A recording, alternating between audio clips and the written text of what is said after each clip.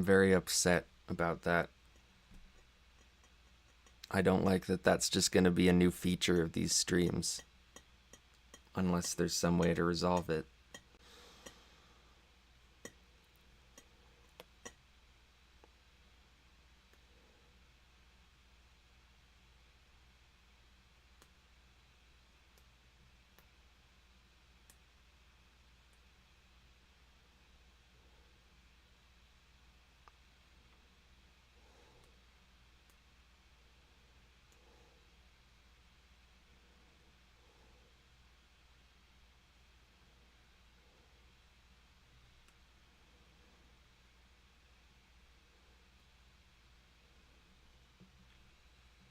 Is there anybody here?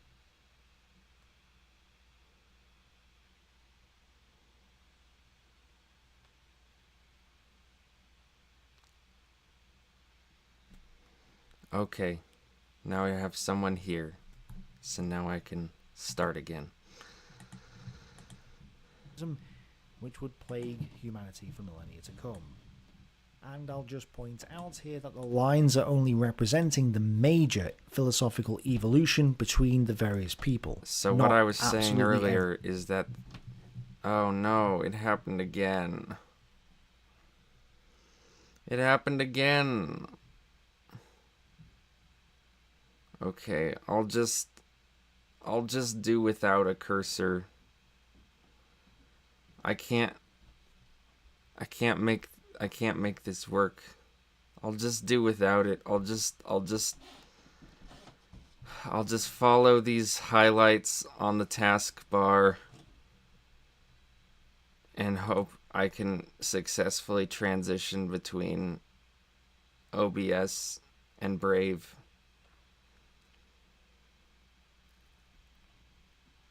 It's very inconvenient. No, it's not that simple. I have to go back and forth between applications. I can't just have one thing open because I only have one screen. I don't have two screens. So unfortunately, I'll just have to do the rest of the stream without a cursor, and it'll be really difficult, but I can't. If it's just gonna keep happening, I have no way of stopping it. But anyway, what was I? Now I'm depressed. What was I saying before? I don't even care.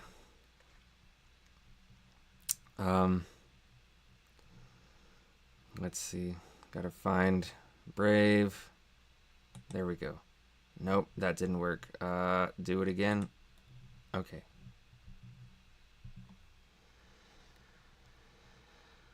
So,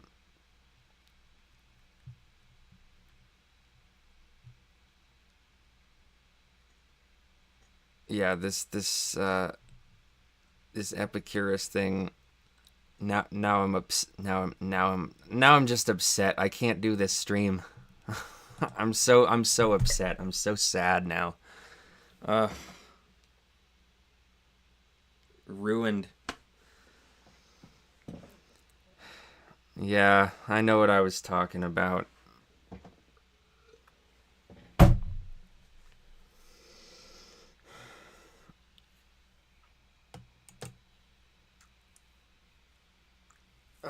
I'm really not very good at dealing with things that go wrong.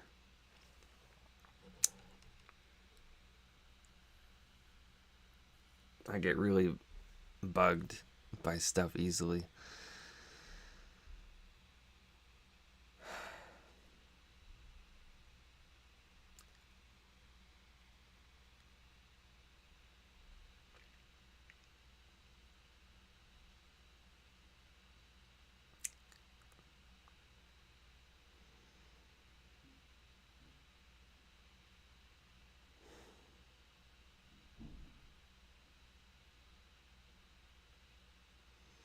It's usually not this difficult. I don't know what's going on anymore.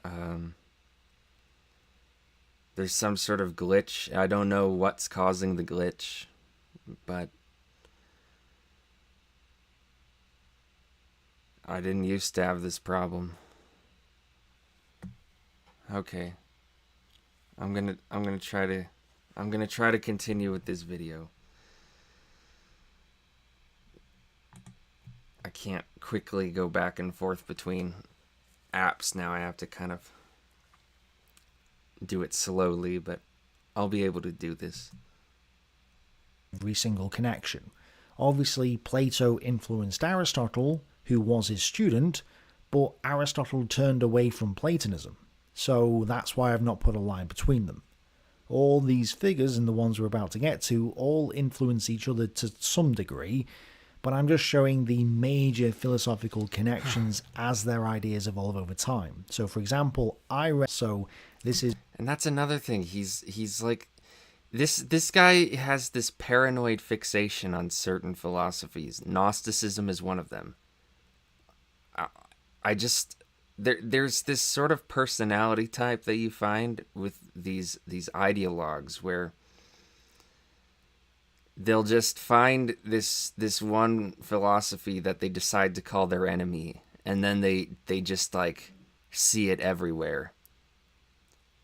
And it's kind of a psychosis, and I think Tick is definitely infected by this psychosis where he's like, okay, Marxism, it's all the same. And he just creates this axis of evil in his mind where, like, this is the thing that's killing society. It's this mind virus. And it's creepy when people talk like this.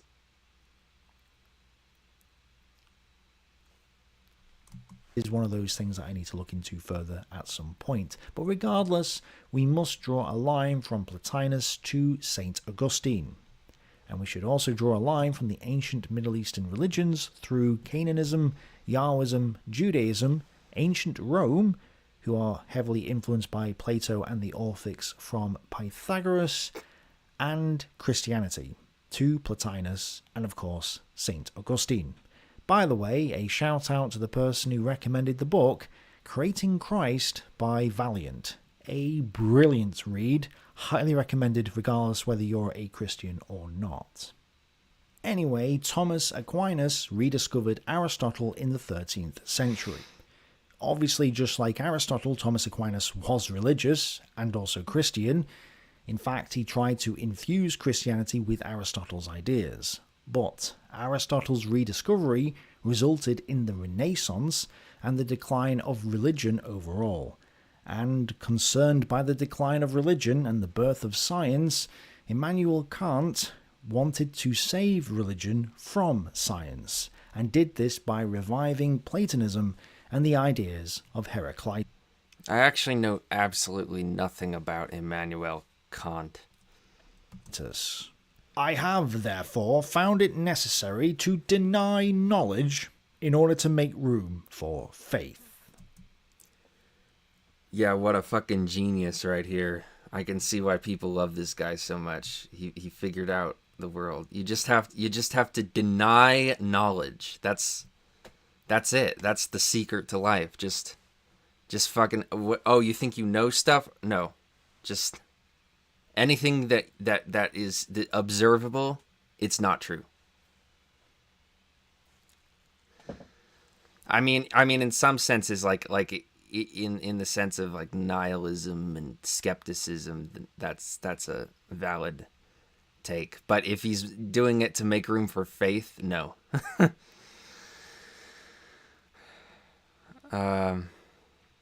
Happy B-Day, Dirt. It's not my birthday. It's my unbirthday.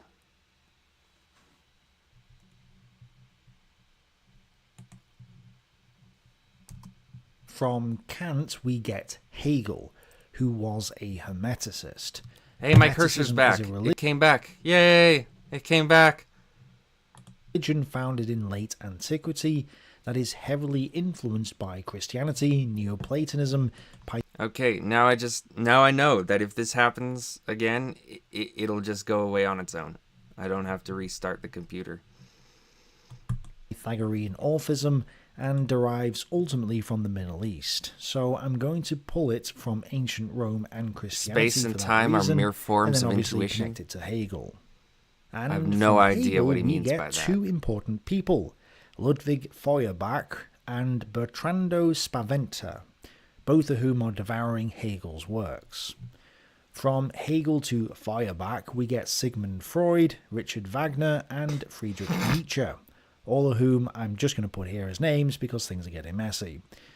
They're all Hermeticists and Hegelians, which is why modern psychology is wildly off the mark. We also get Mikhail Bakunin, who is a syndicalist and anarcho-socialist, so I'm just going to use him to indicate those movements, although they technically come before him. But most importantly, from Hegel and Feuerbach, we get Karl Marx, who not only devoured Hegel's works and was part of the young Hegelians and believed he was one of Hegel's heroes, but he also wrote his dissertation on the difference between Democritean and Epicurean philosophy, the two ancient Greek philosophers who were all the way on the other side of the map, and whose ideas I went over in my recent video on the life of Karl Marx, because it's clear Karl Marx is the modern Epicurus. From Karl Marx, we obviously get Marxist socialism, communism, Lenin with Marxist-Leninism, and more, all of which resulted in the deaths of nearly 100 million people in the 20th century, and these ideas are still impoverishing and killing people to this day because nobody wants to learn from history apparently. But from Marx we also get Ferdinand Lassalle and Edzard Bernstein, both of whom are Hegelians and contemporaries of Marx, although I'm putting them slightly further ahead, but most importantly for our purposes, they disagree with Marx. I've outlined the socialist splits before in a few videos now, but they can represent the beginnings of what's known as the social democracy movement, which ends up trying to reform the system and help the workers before the revolution. Oh, the cursor's gone again. So it's just going to be in and out, I guess. That's disappointing. But if he actually has talked about the crisis of Marxism, then it's funny that he seems so ignorant about socialism if he's actually read about it. It then ends up splitting into more factions in the post-World War I era, and it's from these that we get most of our modern leftist political parties. However, going back to Hegel, from Hegel we get Spaventa, and from Spaventa we also get Giovanni Gentile, the philosophical founder of fascism. From Gentile's actual idealism, we get Mussolini in Italy and Oswald Mosley in Britain, plus the fascist movement in general.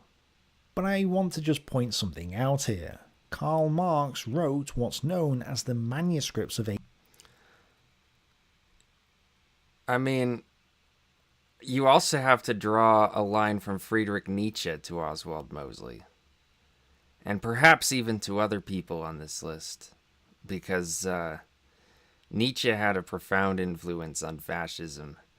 And Oswald Mosley was a huge fan of Friedrich Nietzsche. And I think that Friedrich Nietzsche probably influenced Oswald Mosley as much as Giovanni Gentile and Benito Mussolini. 1844, and these weren't published in Gentile's lifetime. However, Gentile knew Marx's works so well that he was able to reconstruct the same epistemological conclusions of Karl Marx's manuscripts of 1844, as I say, even before they were published. That's how well Gentile knew Karl Marx's ideology. Also, Lenin and Mussolini were talking to each other. Mussolini and Mosley came from the socialist movement. My point being that fascism, socialism, and communism... But they came from radically different parts of the socialist movement. I mean, yeah, I guess technically they both came from the socialist movement, but they had a very, very different journey. Are all bouncing ideas off each other. They all have the same roots in Hegel and Kant. They're all collectivist ideologies competing on the same ground, and we can trace their origins right back to the ancient Greeks. So these aren't wildly different ideologies. They're all very, very similar to one another. Now, to set up the next bit, we need to go right. Yeah, I mean, they definitely have similarities. I'll agree with that. But I think the problem with Tick is that he wants everything to be really convenient for him, to where he can just lump them all into the same category to make the claim that they're all the same. Not similar, the same. That's what he did with Hitlerism and Bolshevism in that one video, where he was like, is there really much of a difference between these two at all? It's like, yeah, there is. I just, it can just be, yeah. I just wish he would just lighten up a little bit on the sophistry, because he has some good foundations here. Like, this guy knows a lot about philosophy, and I just wish that he wouldn't waste that by forcing that to conform to this sort of paranoid ideology that he's built for himself. It's just kind of disappointing. Because one of the reasons I watch these Tick history videos is because I'm always rooting for him. You know? I'm always like, impress me, Tick history, please. Don't fall into the same traps you've been falling into.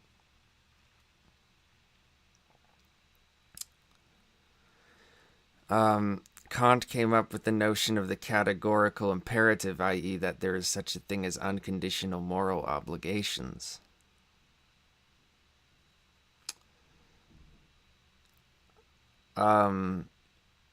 Unconditional moral obligations. Like what? Nietzsche influenced all of these post-1900 guys.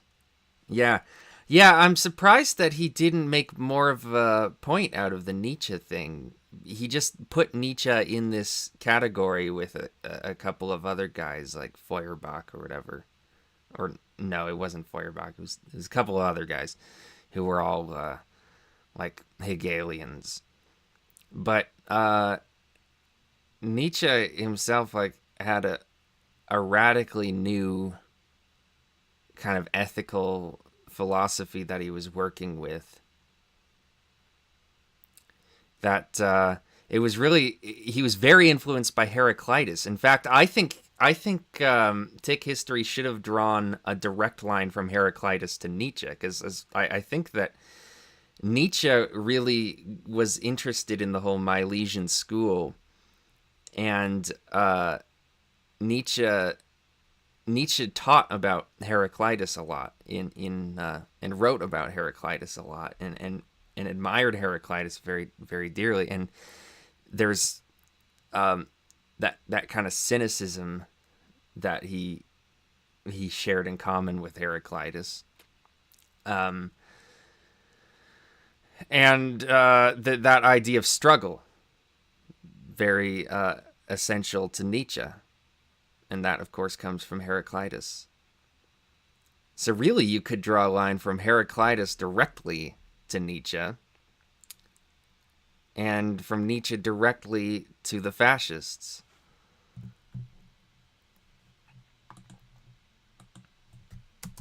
Right back to the beginning.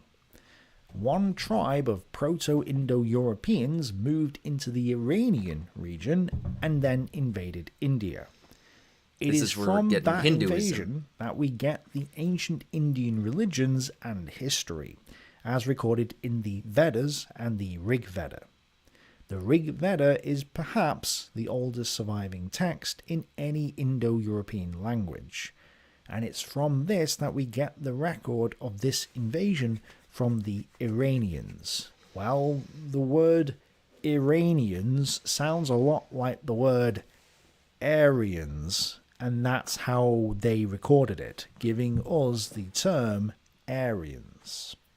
Obviously, I'm about to talk about Hitler and the so-called modern Aryans, but before I get to that, I need to introduce another religion which I genuinely don't know anything about.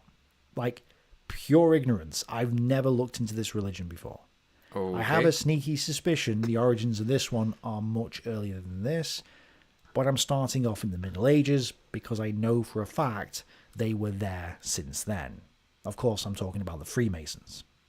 I'm sure there's some good, well-sourced, well-referenced history books on the Freemasons that detail the origins and the beliefs of the religion, so if you guys could let me know below the names and authors of these books, that would be fantastic. Also, a good introduction book would be nice too, if there is one. I also know a couple of people in real life who actually know more about the Freemasons than I do, so I might ask them, but yeah, I just genuinely don't know anything about them. However, from the medieval Freemasons, there was a group known as the Rosicrucian Freemasons.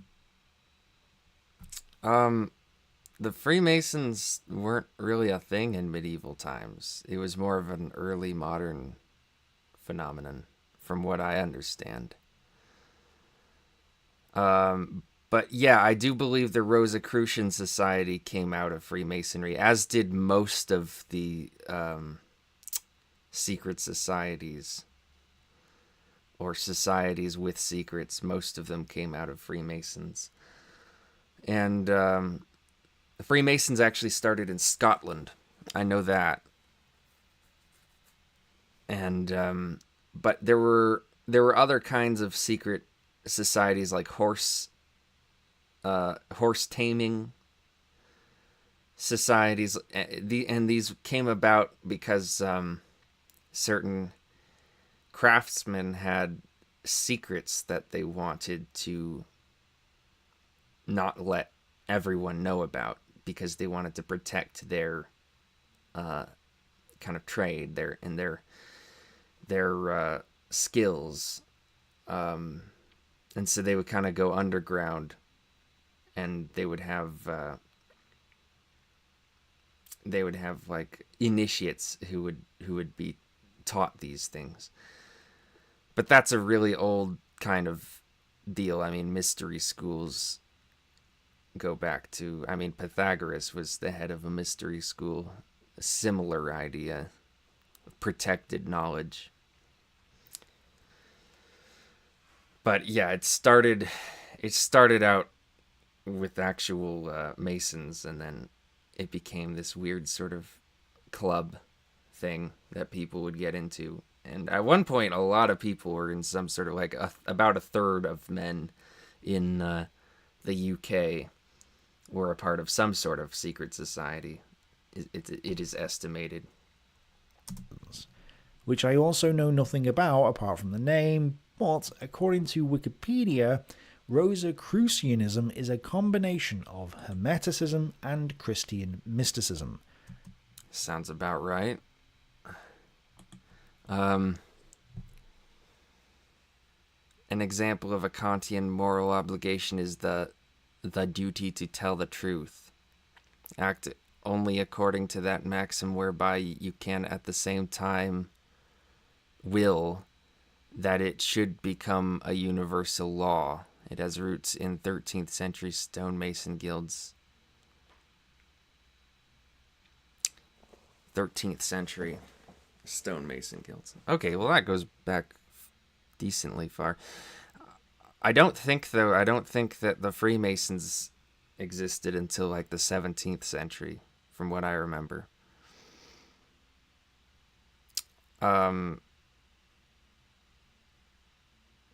But yeah, I this Kantian thing, the universal moral obligation, sounds pretty dumb to me. I don't know.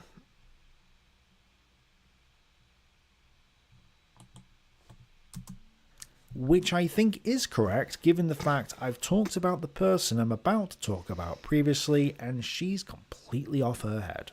So, One Rosicrucian Mason had a large library of occult works, and his great-granddaughter was a keen reader of these works, which were kept in her grandfather's library. I figured it would be her. Helena Blavatsky spent many hours studying in her grandfather's library and would later invent her own superiors, which are what you call ghosts from the other side, apparently. So we have Helena Blavatsky coming from the Masons.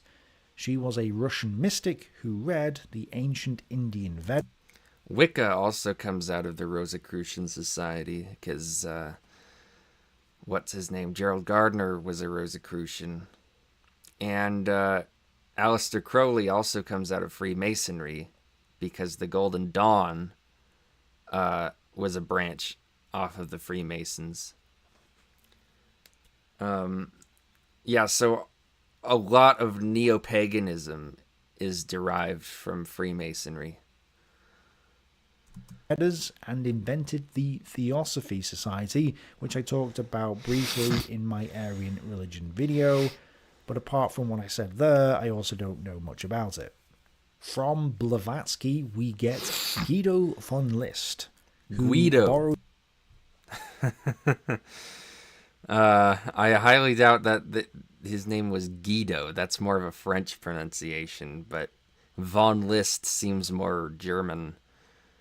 So I would assume it would be Guido, not Guido. Heavily from Blavatsky's works. In fact, he just changed some of the names of the mystical races she had invented and passed them off as Teutonic, effectively creating a Germanized Theosophy religion.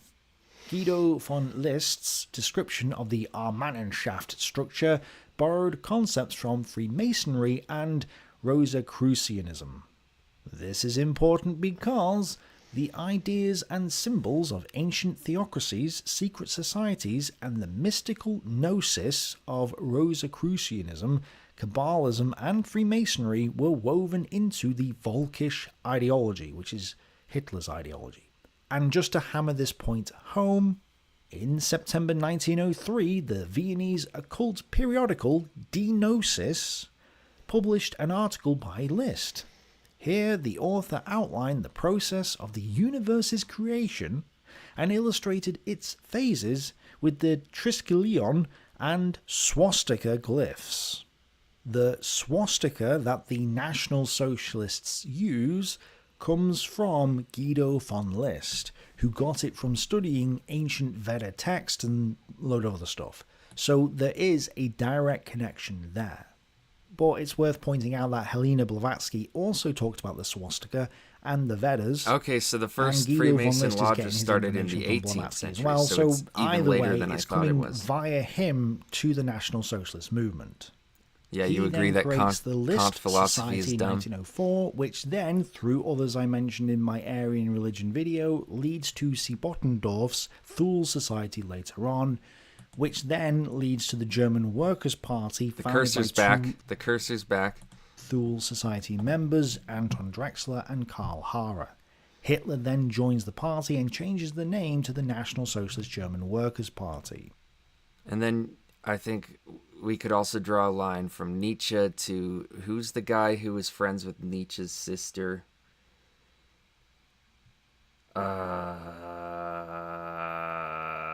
Help me out. What was his name?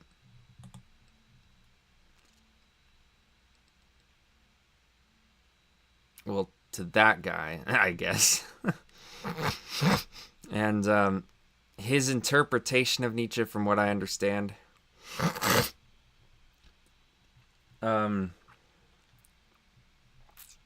was kind of a very influential interpretation on the whole National Socialist movement. So, let me just summarize that to make it clear. The Masons and Gnostic Rosicrucianism plus the ancient Vedas inspire Helena Blavatsky.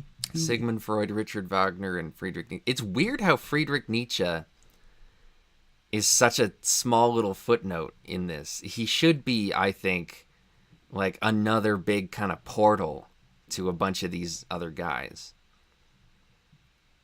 Inspires Guido von List, the guy who first writes about the swastika in the journal Bernhard Diagnosis. Forster? That's not And who I it's was from thinking of. him Is that the who I was thinking of? I thought I was thinking of a different guy. But maybe I'm wrong. swastika comes Oh, to the cursor's National gone Socialist again. movement. It's also man, from I wish List that we that I at eventually get least through other had people the equal Thule time Society, with and which without the creates cursor. the National Socialist Party, where Hitler is. And it's also worth noting that C. Bottendorf was also gifted a library. Hey, I've been answered. The cursor's back. Okay. It is inconsistent, I guess. Of occult works from the Masons, Rosicrucianism, Kabbalism, a Turkish religion, an Egyptian religion, Islam, and other Middle Eastern religions. I'm not going to connect it all on this map because it would just ruin it, but this guy is pretty much pulling from every direction. And so far, I've managed to keep the entire map clean with no real overlapping points. But that's about to change, unfortunately. So, let's just go back to Immanuel Kant again. From Kant, we get Houston Stewart Chamberlain, who wrote an entire book on Immanuel Kant in German, even though Chamberlain was originally English. Now, whenever we find limitations of this idea of freedom in Augustine, Luther, Voltaire, Kant, Goethe, we can be sure that an Indo-European reaction against the Semitic spirit is taking place. Houston Stewart Chamberlain also quotes from the Rig Veda, which is the ancient Indian text that talks about the Iranians, the Aryans. So we have a line from there too. Well, Houston Stewart Chamberlain was a popular author whose works were widely read in Germany. Hitler definitely read them, and Hitler even met the aging Chamberlain in September 1923. So I wonder why you're the only direct person connection. on this stream There's so a few far. other connections as well, although I'm not going to put them on the map Or, as it would I guess ruin maybe it. there were a few Hans others earlier Gunther, on. Yeah, the I guess there race are. Pope, A few devoted others. an entire Races book there. to Plato. Mike And absurd. Alfred Rosenberg also Just that they praised haven't talked Plato in a little because, while. in Rosenberg's own words, Plato wanted to save his people on a racial basis. Though he doesn't mention Heraclitus by name, Hitler does talk about Heraclitean concepts in his speeches and table talks, as well as world ice theory, Welteislehre, which ultimately derives from Heraclitus and Thales and their world stuff being made of water idea. So there are direct and indirect connections between Heraclitus, Plato, Kant, and Hitler and National Socialism. But again, to save a lot of overlapping and mess on the map, we'll just say it's all coming through Chamberlain. And we also and have to Nietzsche. talk about Lebensraum, What about Nietzsche? living space in the East. Hitler did not get that concept from... I hope he gets around to making the Nietzsche connection, because, like, it seems like he's just totally ignoring him. It's so weird. He's so important. Houston Stewart Chamberlain or C. Bottendorf. That concept came Heidegger, from that's who I was Rudolf thinking Hess of. and his Yeah. teacher, Karl Haushofer. And this is where I have to rely on Wikipedia again because I've not looked down this path much. I think, Haushofer from was what I influenced by remember, several you can actually make a connection from Nietzsche to Heidegger to Hitler, if I'm not mistaken. people, including Friedrich Ratzel, who was the one who first used the term Lebensraum in the way that the National Socialists did. In fact, a lot of what Ratzel wrote sounds just like Hitler, including this quote. A philosophy of the history of the human race, worthy of its name, must begin with the heavens and descend to the earth, must be charged with the conviction that all existence is one, a single conception, sustained from beginning to end upon one identical law. Ratzel was influenced by Francis Galton, who was the one who came up with the concept of social Darwinism, the modern pseudo-scientific doctrine of racism. Galton is borrowing some concepts from Charles Darwin and Ernst Heinrich Haeckel, who was Darwin's contemporary. But I also need to mention that Charles Darwin's co-author was Alfred Russel Wallace, who was a spiritualist. Is that a Scouser thing to say Darwin's is, Hegel's is is that something people do in Southport? Because that's weird. That's like a Gollum thing. I don't know where he's got it from, as in which religion it is. I just know that he was into hypnosis and seances. So there may be a connection there to something else, but again, this is where my knowledge ends. Why am I talking about all this, though? Well, if we zoom out a little, one thing I need to point out is that while Houston Stewart Chamberlain was inspired by Richard Wagner's music, and it's probably from him that Hitler got his love of Wagner, and while Chamberlain did read Nietzsche, it's clear that his ideas do not originate from them. Rudolf Kellen? I've never heard of that just guy. Just because I've read Plato doesn't mean I'm a Platonist. Well, just because Chamberlain read Nietzsche doesn't mean he's a Hegelian. So there may be a connection here, but it looks tenuous at best, and even I'm hesitant to say there is one. This is, perhaps, where I need to do more reading on Nietzsche and Chamberlain, but the point is that apart from this dubious connection via Houston Stewart Chamberlain, Hitler's National Socialism is not influenced by Hegel's philosophy. And I didn't realise this before. This is the thing I said at the beginning that's really important. It was only when I was looking into Gentile recently and then studying up for this video that I realised that Hegel doesn't really have an influence on National Socialism. Hegel's got a massive influence on fascism via Giovanni Gentile, but no connection with Hitler and National Socialism. And this explains the difference between the two movements, as I've outlined previously in a few videos now. This is why putting fascism and National Socialism together, as if they are one and the same movement, doesn't make any sense. They are similar, but they're not the same. But isn't there a connection between the Nietzschean Superman and the Hitlerian Superman? Wasn't that kind of an important concept to Hitler's ideology that has a very clear antecedent in Nietzsche?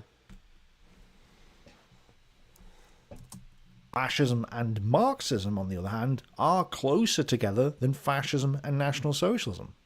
National Socialism has Rosicrucian Masonry, Ariosophy, Theosophy, Volkischer racism, and is just way more occultist than fascism was. Yeah, it's definitely... I would agree with that. Let's see. Streams are a gamble. People might like your take on something, but it doesn't necessitate them to tune in whenever you're live.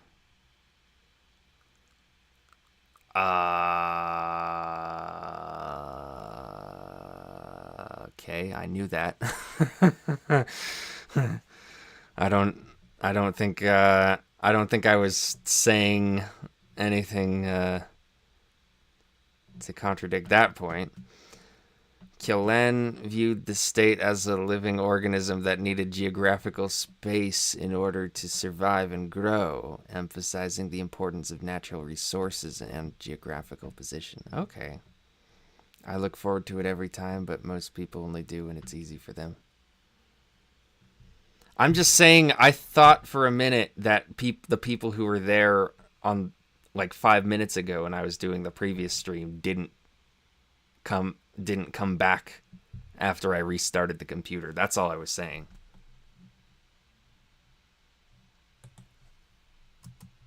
Now, that's not to say that they're not similar. All these movements are very much economically and politically socialist in nature.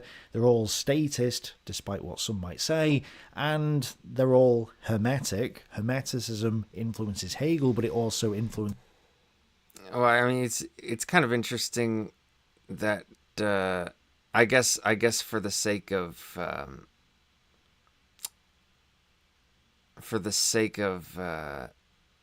simplicity on this graph, he doesn't draw the connection between the Social Democrats and Mosley, but he did say that Mosley came out of the socialist tradition. But the line he draws is from Mussolini. Is Helena Blavatsky via the Rosicrucian Masons. So the religion and philosophy behind it, the justification for their statism, is coming from the same place. It's just that National Socialism is not Hegelian like the others are.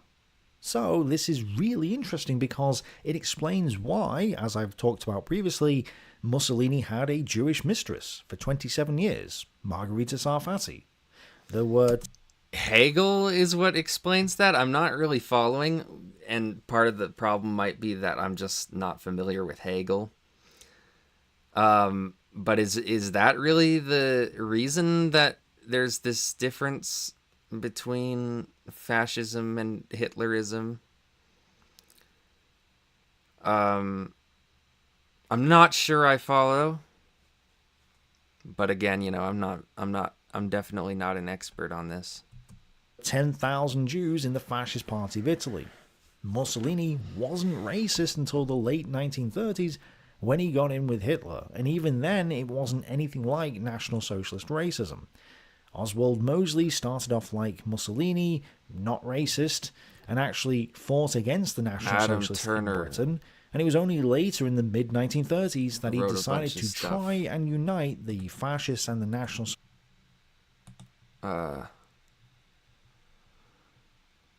Now that I'm forever dirt. What's happening, bud? Welsh pride. Yo, laters. Okay. That's a lot of stuff. Alright, he's bringing Mosley back up. And actually fought against the National Socialists like wasn't anything like National Socialist racism.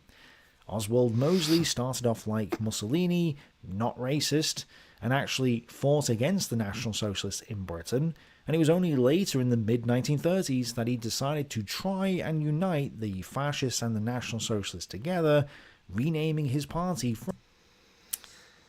That's interesting. I don't remember any talk from Nicholas about Mosley fighting against the National Socialists early on. But I do definitely remember the change from BUF to British Union when he wanted to include the National Socialists. I don't know where he's getting that first part from, that Mosley was against the National Socialists. But I think it's important to understand that Mosley, when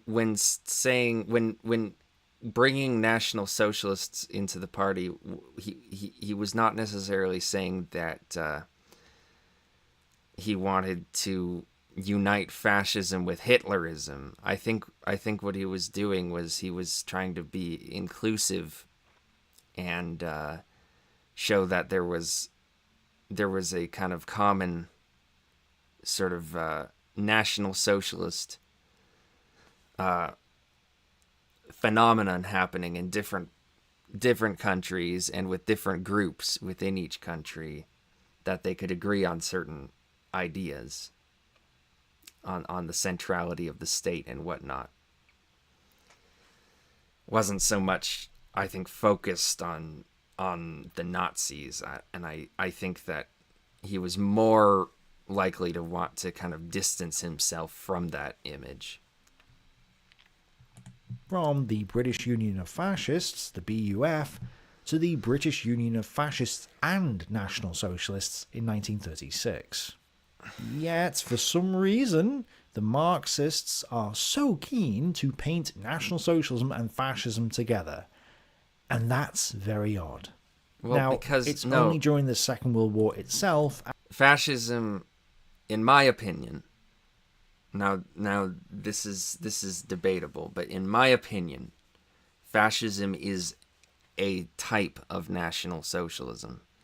Because I think of National Socialism as not being Hitlerism. That's why I always use the term Hitlerism. I don't call it National Socialism because I use that term generically to refer to the ideology that started with Sorel. By the way, where the fuck is Sorel? We have Hegel. We have this guy I've never heard of, Bertrando Spaventa. And then that goes to Gentile and Mussolini. Which, by the way, I don't think that Gentile spawned Mussolini. I think that they kind of well, I guess Gentile guided Mussolini's thought with in regards to actualism and stuff.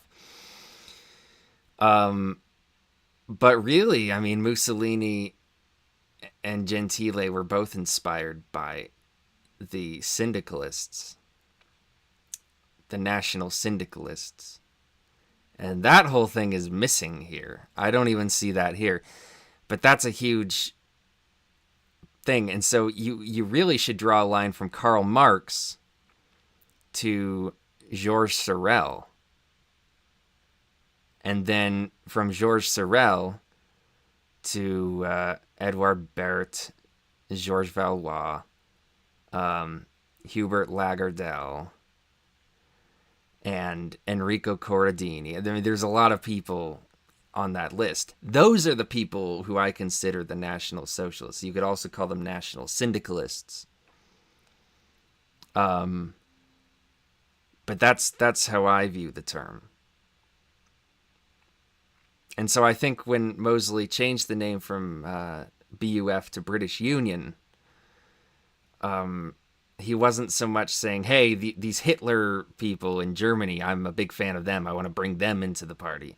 It's not really what he was saying, I think. What he was saying was that we need to look beyond just the narrow parameters of what constitutes fascism and see that there's a wider kind of movement happening. That's how I interpreted it. How Hegel inspired the fascists was through his work Philosophy of Right, portrayed the state as the highest form of social organization and the ultimate realization of freedom. That makes sense because he was a big fan of the Prussian state. But I mean, that's, isn't that kind of also Hitler? That's what I don't get. For Hegel, the state was a manifestation of the world spirit and represented the ethical will of the people. Okay. But like, isn't that Hitler too? That's another thing. Like how is Hitler not Hegelian in this sense? Racy says, the way I read it, fascism is when 20% of someone's people, Italians in the late 1920s, occupy a piece of land they deserve a representative in the government.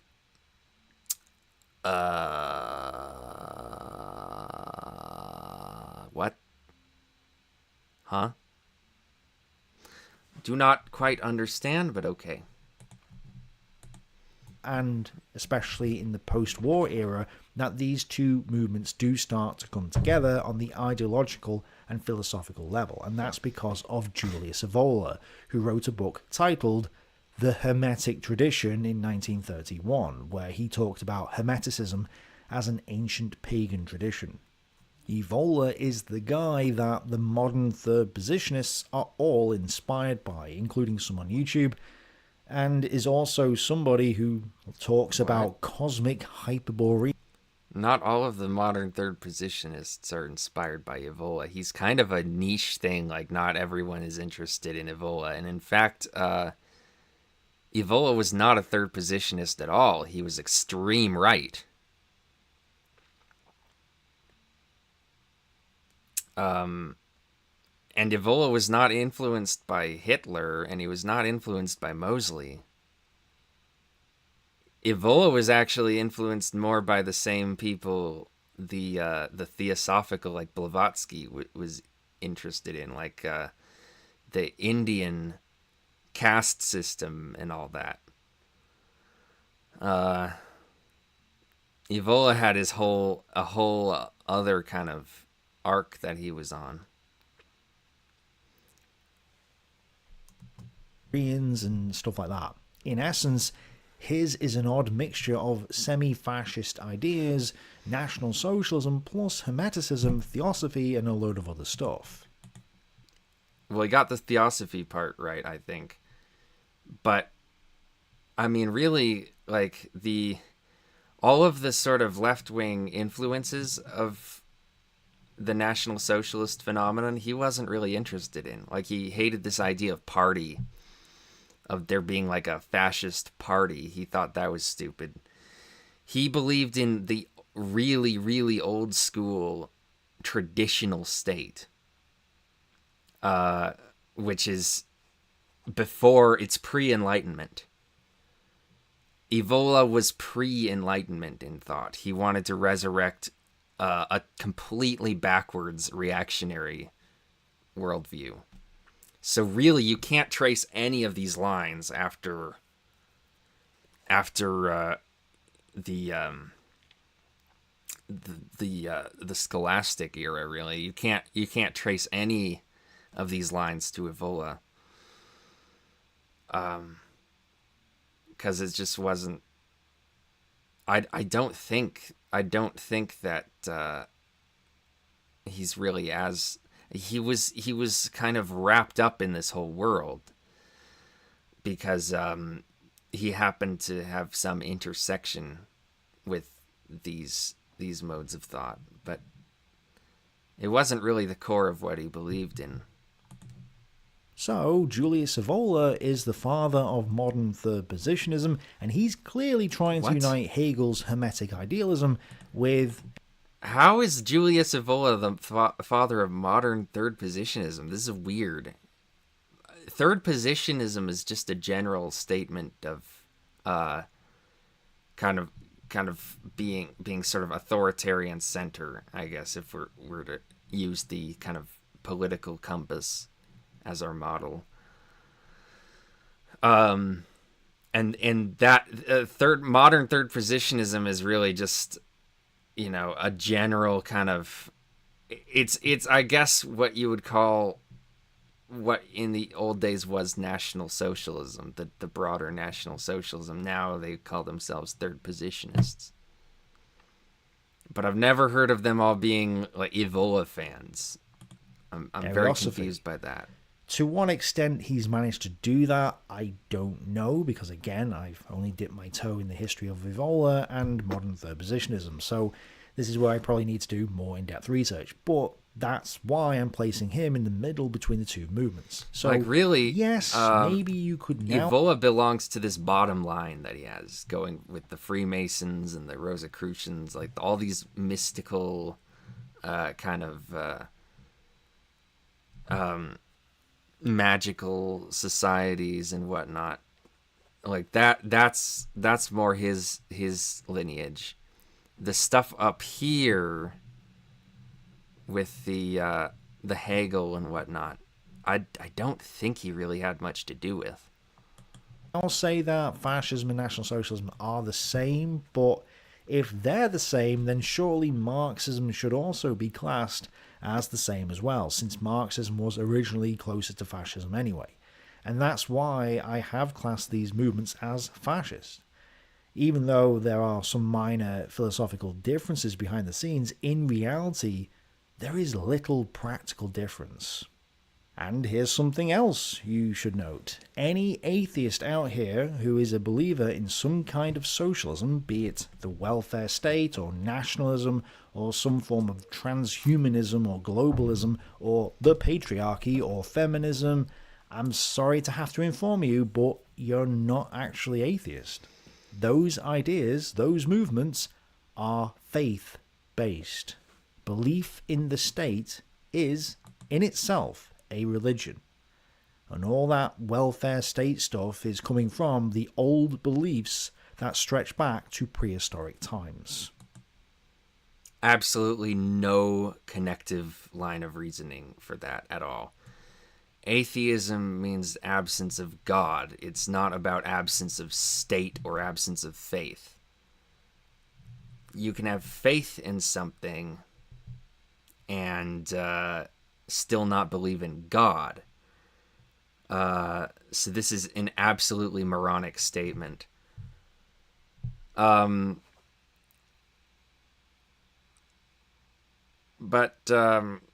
personally, I'm a nihilist, and so that supersedes any kind of socialism I might have.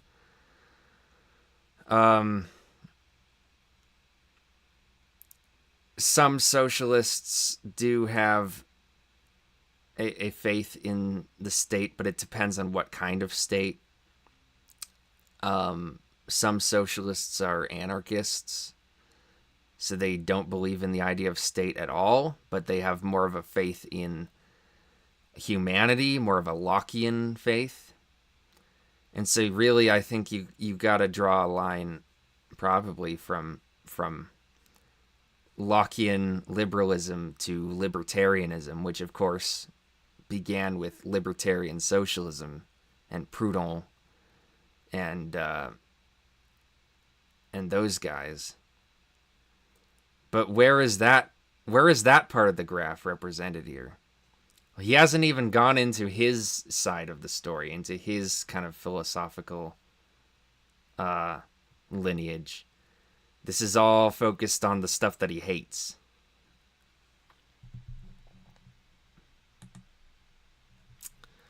Ernst Jünger and his concept of the cultured thug seems to have more influence than Julius Iola on modern third positionism.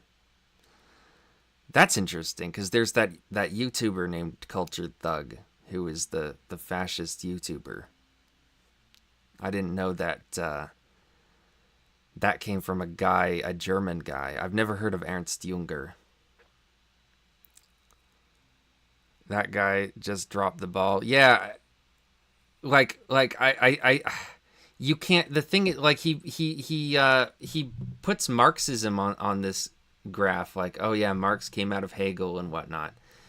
But you have to put the liberal influence here as well, because Marxism comes out of left-wing revolutionary thought, the same strand that the kind of Jacobin thought, same strand that what's his name, Mazzini came out of, and of course Mazzini also influenced fascism. So it's way more complicated than this, but I worry that people are going to watch this video and think like this explains everything. It really doesn't. It's a very selective. Again, this is the problem with Tick history, is that all of his shit is just so selective and restricted to this very narrow set of subjects that he wants to focus on. I'm disappointed again. This video is not good. Now, to be as complete as possible here, let's add a few more people to this.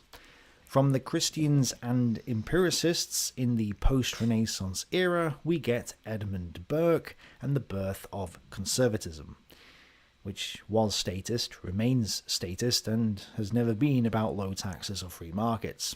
We also have John Locke, who's going to represent classic liberalism for us here, again getting their stuff from the empiricism and Christianity of old.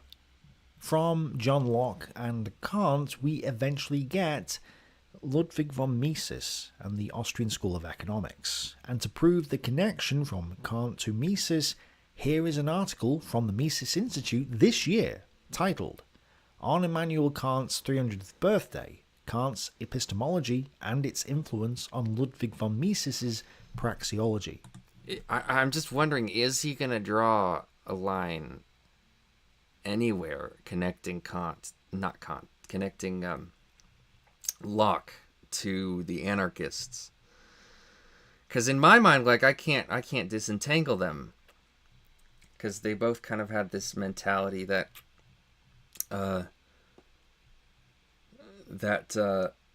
mankind sort of has this ability to reason and to govern himself without the need of a state. Of course, I think Locke wasn't an anarchist, but he did believe fundamentally that people were rational. And I would be really surprised if that wasn't a huge influence on libertarianism. From the body of the article itself, in the epistemological works of Ludwig von Mises, 1883 to 1970. Ernst Jünger was a self-described reactionary modernist. Okay. Believing in socialism, for an example, means that we have to uphold the responsibilities of people like an ant colony with the queen as God.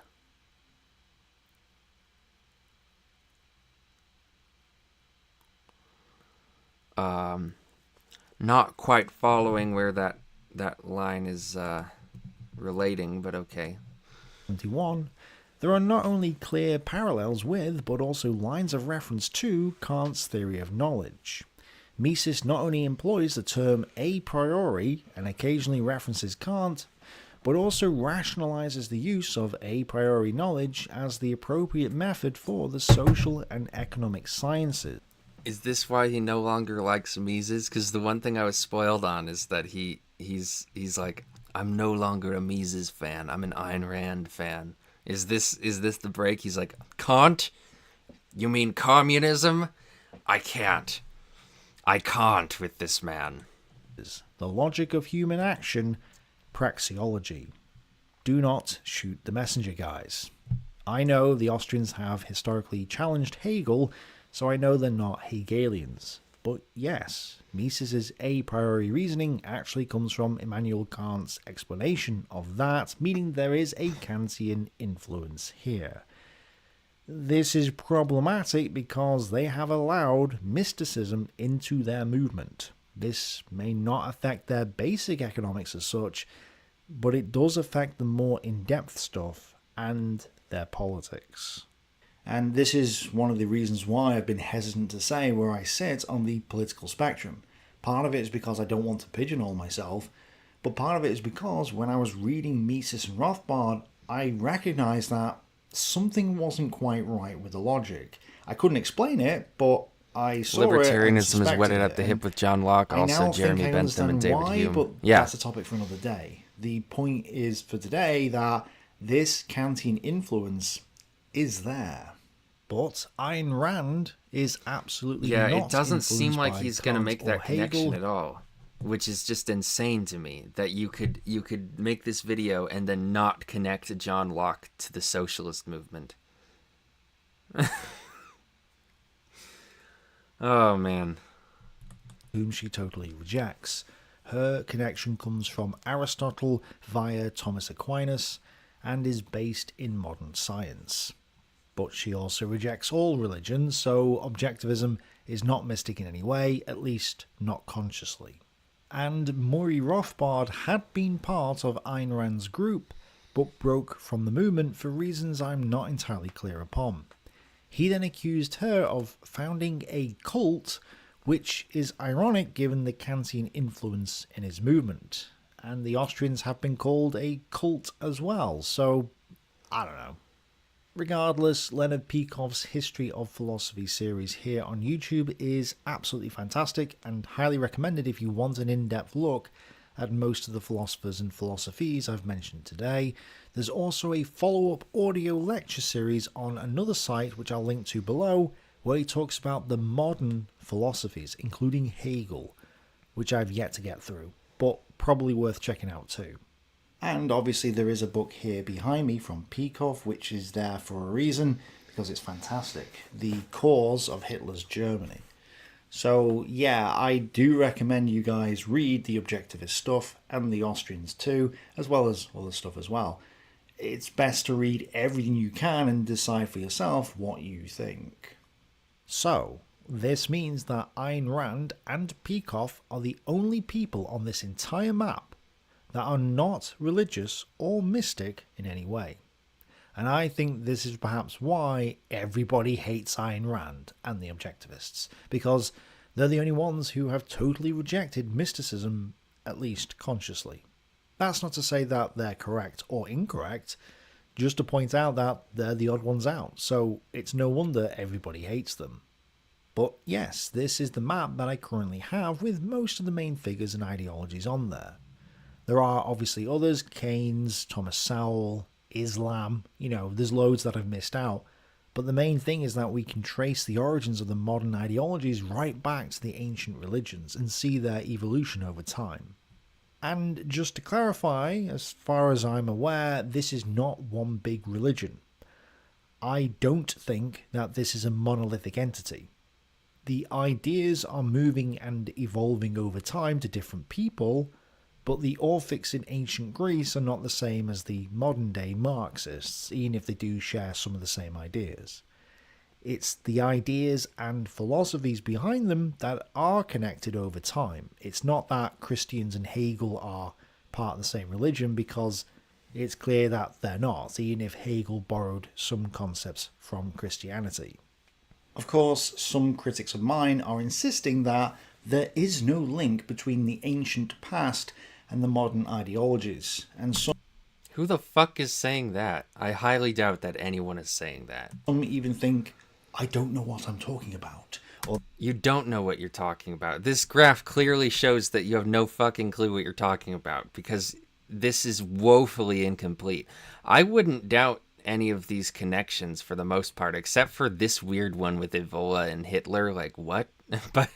but most of these connections I wouldn't doubt. It's just that there are way more that you're not pointing out. You're lying by omission in order to make it seem like, oh yeah, these guys knew what was up, and then all of these guys were all just Kantians who were just totally mystical and irrational. And it's like, no. Different ideas influence each other and lead to different conclusions. It's so much more complicated and nuanced than this. So yeah, you don't know what you're talking about. modern ideologies, happy to ignore or dismiss evidence entirely on a whim. And of course, they think I should stick to tanks, which I am doing. The next Battlestorm is nearly ready. But I disagree with these critics. To me, he's really upset about the stick to tanks thing. I don't think he should stick to tanks. I think he should continue making these videos about philosophy, but just make them better. Just stop being an idiot. Just please. Just for God's sake, just like stop doing this. It's so easy. This is such an easy mistake not to make, and he keeps doing it over and over, and it's so frustrating. there is a clear evolution of these ideas over time. Before this point, I wasn't sure if I could map this all out, but now I have enough sources to say, yes, there is a map here. There is a connection A from woefully the past to the incomplete, present. So impotent I map, think it would yeah. be foolish to ignore this map due to our preconceived notions. And while I admit that more work needs to be done, and I will keep doing research obviously, I don't think it's a fair assessment to say that I don't know what I'm talking about. I didn't know anything about the North African campaign until I started doing the videos on it. And the only book I have read on Stalingrad before I started research for the series... I do agree with that. You should make videos about stuff that you know nothing about, because that's what teaches you. That's how I learn things, is by making videos about them. Because I'm in a position where I have to go, okay, I need to learn this, because if I don't learn this, then the video won't be good. So I have to learn. So it forces you to do something that would normally be boring, but because you have a reason to do it, it becomes a lot less boring and a lot more tolerable, and it gives you a kind of creative process to work through it. So I totally agree with that. was Beaver's book. I had to do the work in order to get the results. He's drawing up comparisons in his mind to comfort himself. I don't know everything right now, and I'm probably mistaken on certain details. Oh, you think? But that's not a reason to say that I should stop. Rather, No. that's actually the reason I should keep going. I totally agree with that. I totally disagree with the people who say that he should stick to tanks. No, I think sticking to tanks would just be locking him further into this ideology that he's created for himself. What he should do is keep making these videos and keep challenging himself to make them better. And it just seems like he's being a little bit lazy. Now, he did admit that there was something he didn't know, and that he found out that changed his view on something in this video. So that's a good start. That's a good start. You just need to keep doing that. Keep doing that. So, now that we have mapped out these connections, what should I look into next? Freemasonry, Julius Iola, Kant, Hegel, what? Let me know in the comments below. Alright. Cursor's gone, so I have to do this. he's not stupid, but every single discovery for him turns his whole spectrum around and around again. I think one way in which he might be stupid is that he lacks complex and nuanced thinking. I think nuance is difficult for him. He thinks very straightforwardly. And so I think it's a challenge for him when doing these videos about ideology, because he has such a military mind. I think he reads all of these military books and he can understand that stuff very well, because that's all very straightforward tactical knowledge, cause and effect. But then when it comes to these more abstract things, it gives him a hard time. Like he has a hard time not just categorizing things very simplistically. He was able to evolve away from Austrianism, so that's a good start, I guess. LOL. Yeah, I guess. I mean, he evolved from Austrianism to an even crazier version of that philosophy, but at least that's some evolution. Happy birthday. It's not my birthday. It's my unbirthday.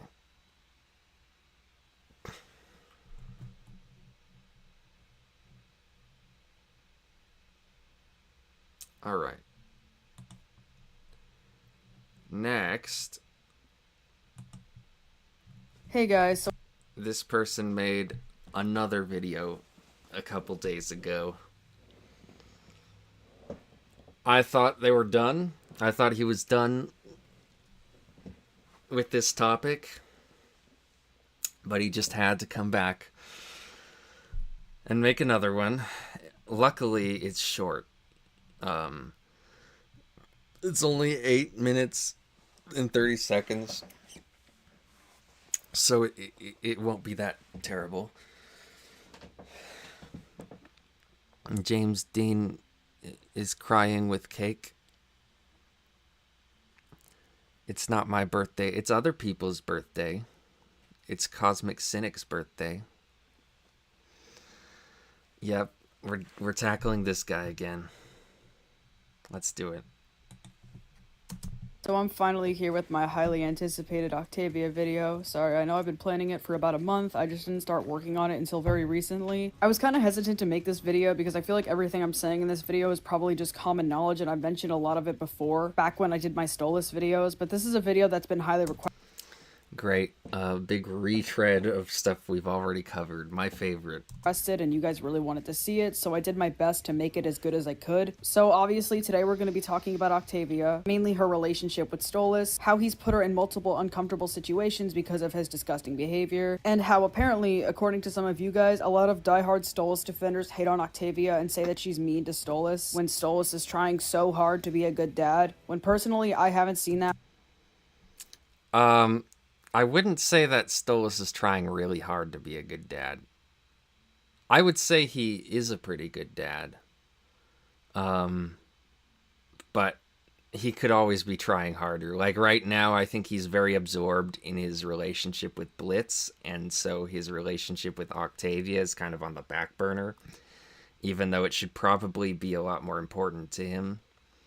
But that can sometimes happen with divorce. Like, I mean, that happened with my dad too in his divorce. I think he got really involved with the next relationship in his life, and so my relationship with him kind of got put on the back burner a bit. And yeah, that can cause issues, but I don't think that makes Stolas a bad dad. I think Stolas has a kind of natural stupidity in certain respects. He's very bad at communicating, and sometimes he fucks up. But I think overall, he does a good job. Overall, he's very nice and supportive. at myself, but I'm gonna take your guys' word for it. I mean, I'm sure it happens. I wouldn't doubt it given how fucking stupid this fandom can be sometimes. It boggles my mind that people call Stolas a good father after all the disgusting shit he's done around his own child. So we're gonna start with this scene. Now, I'm calling the only man who can me. What? Yeah. Who can protect me? Us. What? Well, this whole episode was Stolas was really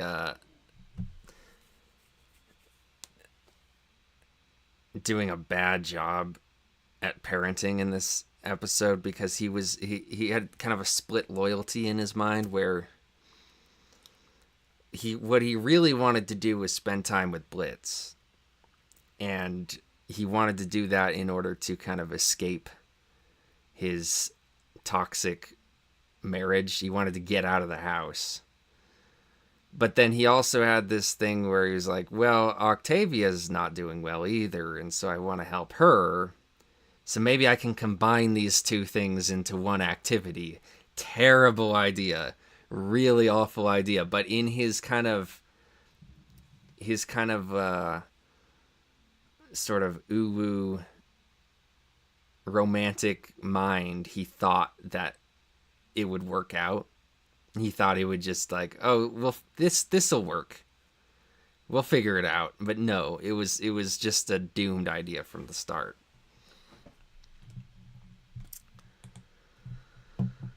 Well, when it's your birthday, I'm gonna buy you mayo. No, don't do that, because I'll be vegan by then. LMAO gonna kill us with facts and logic about how evil Stolas is. I never had a relationship with my father to begin with. That's a bad dad. Yeah, I mean, yeah, a really bad dad is one like that, who just doesn't have any kind of relationship with you, or is really mean to you. I think Stolas is very sweet to Octavia. Like, he's a sweet boy. He just wants his daughter to be happy. But, his daughter has really...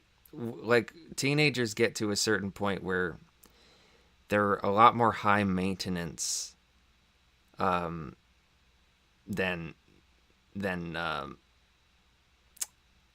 little kids, which is something that people don't realize, where little kids are high maintenance in that they're always accidentally killing themselves, or they're always crying because they need something, or they're getting in trouble and like, oh, I got to sort this out. Teenagers have a lot less of that. Teenagers have a lot more ability to be independent, but they're a lot more emotionally high maintenance. And so parents don't know how to make their teenagers happy, because their needs are changing and they're getting more complicated, and teenagers are not very good at communicating their feelings. It's something that they are not good at doing. They haven't learned how to do. And so it gets really hard. And so I think it's really, I don't like when people criticize the parents of teenagers because their kids aren't happy. Because teenagers are going to be unhappy anyway, I think. Racy says, treating Stolas as the lawnmower with secrets. Dad disregards him trying to live a double life for the sake of making mistakes and learning from them. I don't understand anything that you just said there. What? A lawnmower with secrets? I don't know what that means. I don't know what any of that means. Sorry.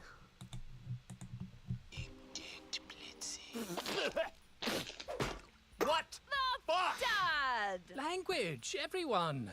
I cannot believe that I have never seen anyone call this out before. Like, I don't understand how people can be like, wow, Stolas is such a good dad after he's done this shit. Like, how is this okay? You are literally... Dude, if my dad did that shit, it would just be like cringe. I would be cringing there. It would be annoying. I would be like, I would wish he would stop. But it's not the end of the fucking world. Like, like think about this in real life. Like, if your parent did this, would it be the worst thing? No, it wouldn't. It would just be annoying. And yeah, Stolas was being annoying here. Dirty talking But your sex he wasn't being a bad dad. partner when you know that your own child is in the room. And not to mention, that child is a minor. And even if she was an adult, it would still be super weird. That's your fucking kid. What kind of parent has... Yeah, it is very weird. Teenagers are also great at hiding shit, yes. Octavia is just your typical angsty teen, yes. Well, I think I've always thought that the character I am most similar to in this universe, the Helliverse, is Octavia. And I think for a lot of us, that is also true. Because she's just a very real character. She's a very realistic character, I think. I don't think there's any character more realistic than Octavia in this show.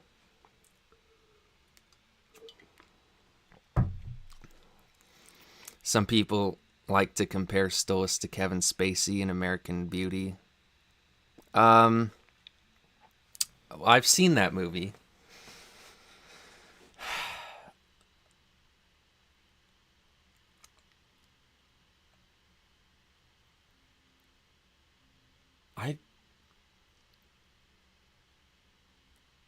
I don't really see any similarity between, other than that they're horny. I don't really see any similarity between Kevin Spacey in American Beauty and Stolas. They both have like a crush on one particular person who they fixate on, but that's about it. And they have a broken marriage. That's about it. They're not very similar. intimate conversations with their partner like this when they know their kid is around.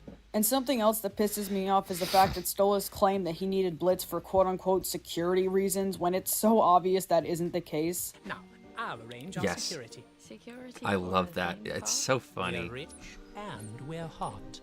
And the last time or one of the times we reviewed this person's video, it seemed like they weren't getting that was an intentional part of the joke of the episode.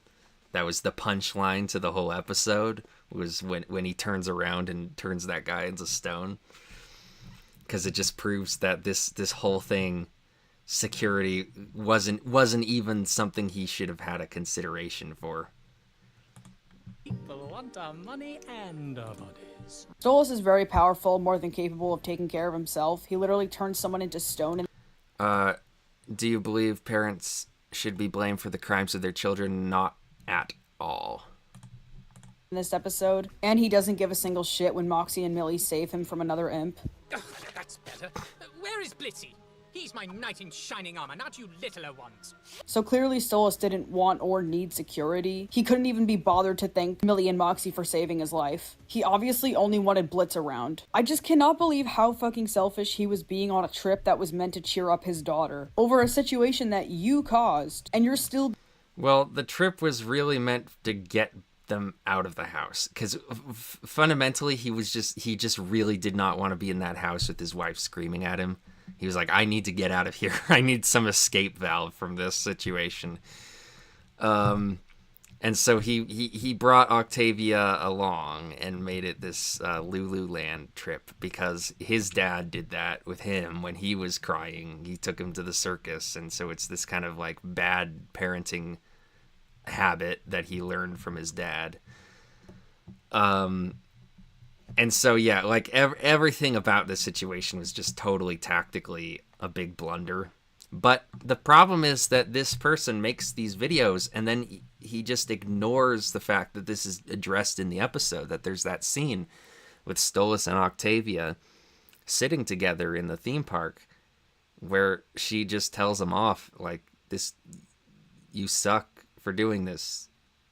And then he's like, you know, he's apologetic to her about it. I mean, this gets addressed. It's not like this is treated in the show as a good thing. being selfish as fuck and having your own alternative motives in the back of your head. Seriously, like I said before, I cannot believe that I've never seen anyone call out this bullshit before. Like, I've noticed you... Because the show already calls it out. Why do we need to call it out? It doesn't...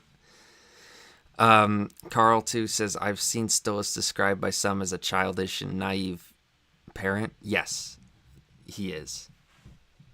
Because he's very young, very sheltered. He's only in his 30s as far as we know. And yeah, he's just rich, and he's never had an actual romantic relationship before. And so he has a lot of disadvantages when it comes to parenting. But he also has a lot of advantages when it comes to parenting. So, it's just, he's definitely not perfect. Usually for a lot of Stolas' shitty behavior, fans will brush right past it because he's gay. Like, for example, him basically catcalling Blitz during the Harvest Moon Festival. Good luck to you all, especially that sexy... I mean, catcalling someone he knows and has a relationship with, sure, it was inappropriate.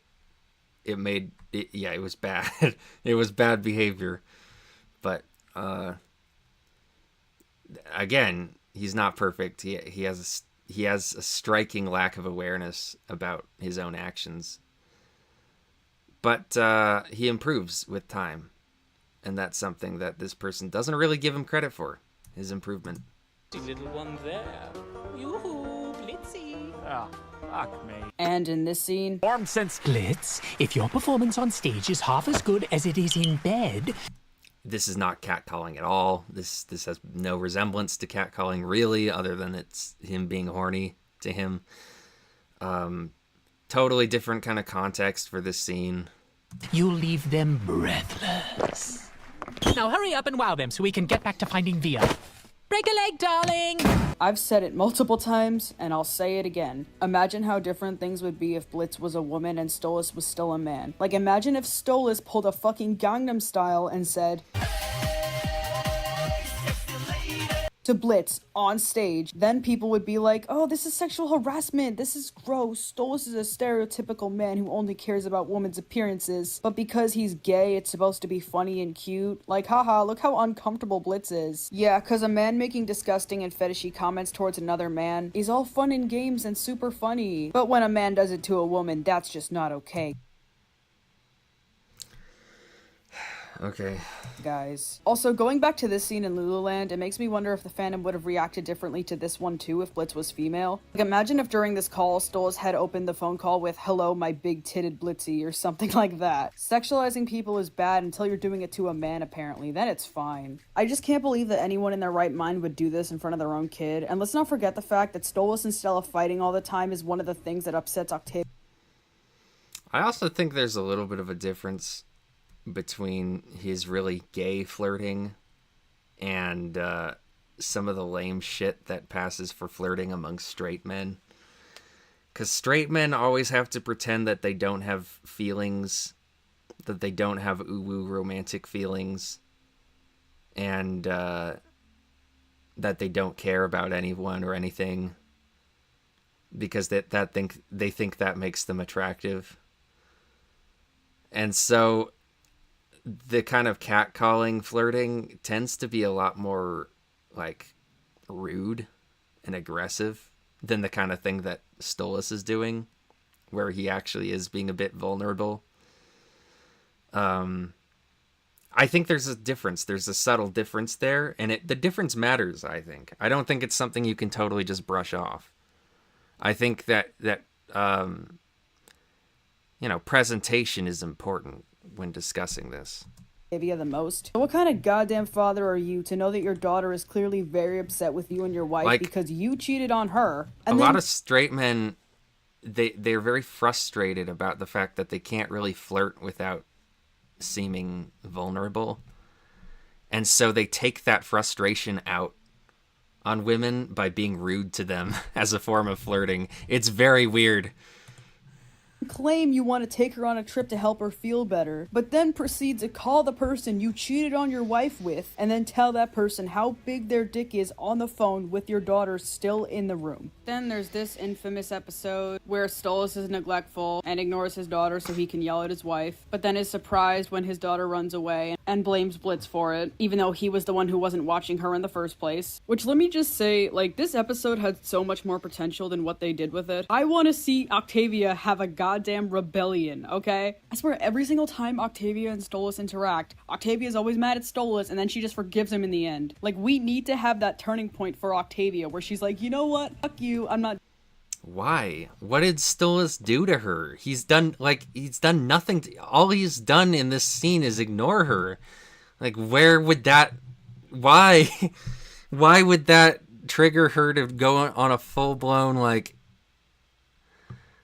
pulling a Verosika Mayday on him and creating an anti-Stolas, anti-dad party? Like, huh? That would make no sense.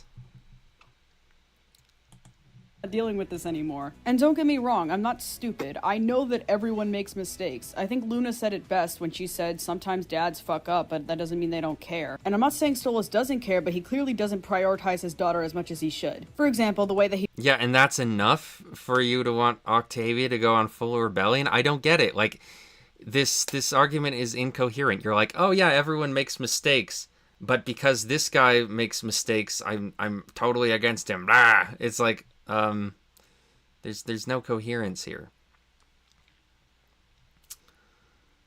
You can't have it both ways. It's unreasonable. This is an unreasonable opinion.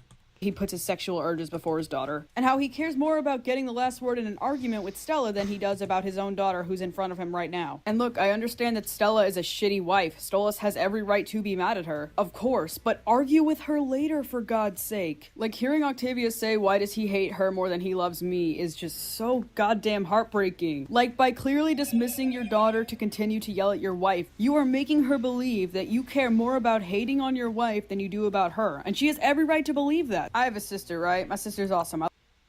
Yeah, I mean, I agree. Again, tactically, this is totally wrong. Again, Stolas is kind of a dumbass.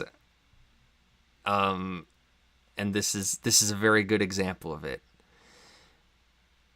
Also, can we talk about the butler? We talked about him in the last time I reacted to this person's video, and I just have to say it again. He seems to totally be ignoring the butler situation, but I think the butler is probably more concerning than Octavia. He's ignoring Octavia, he's actively abusing the butler. I love my sister. And if I'm in the middle of something and they're trying to talk to me about something and it's clearly important, maybe I won't completely stop what I'm doing if I'm working It's just weird. It's just weird that this person is trying to build up this anti-Stolas argument, but then not utilizing, like, the biggest boon to that argument that you could have, which is the butler. Like, what about the butler? It's so weird. Like, it's very in your face that this butler is being abused, and like, you know, I don't generally think of Stolas as an abusive person, but in this context with this one particular character, he's very abusive to him. He's like physically abusive to this butler. And so that actually is kind of worth calling out.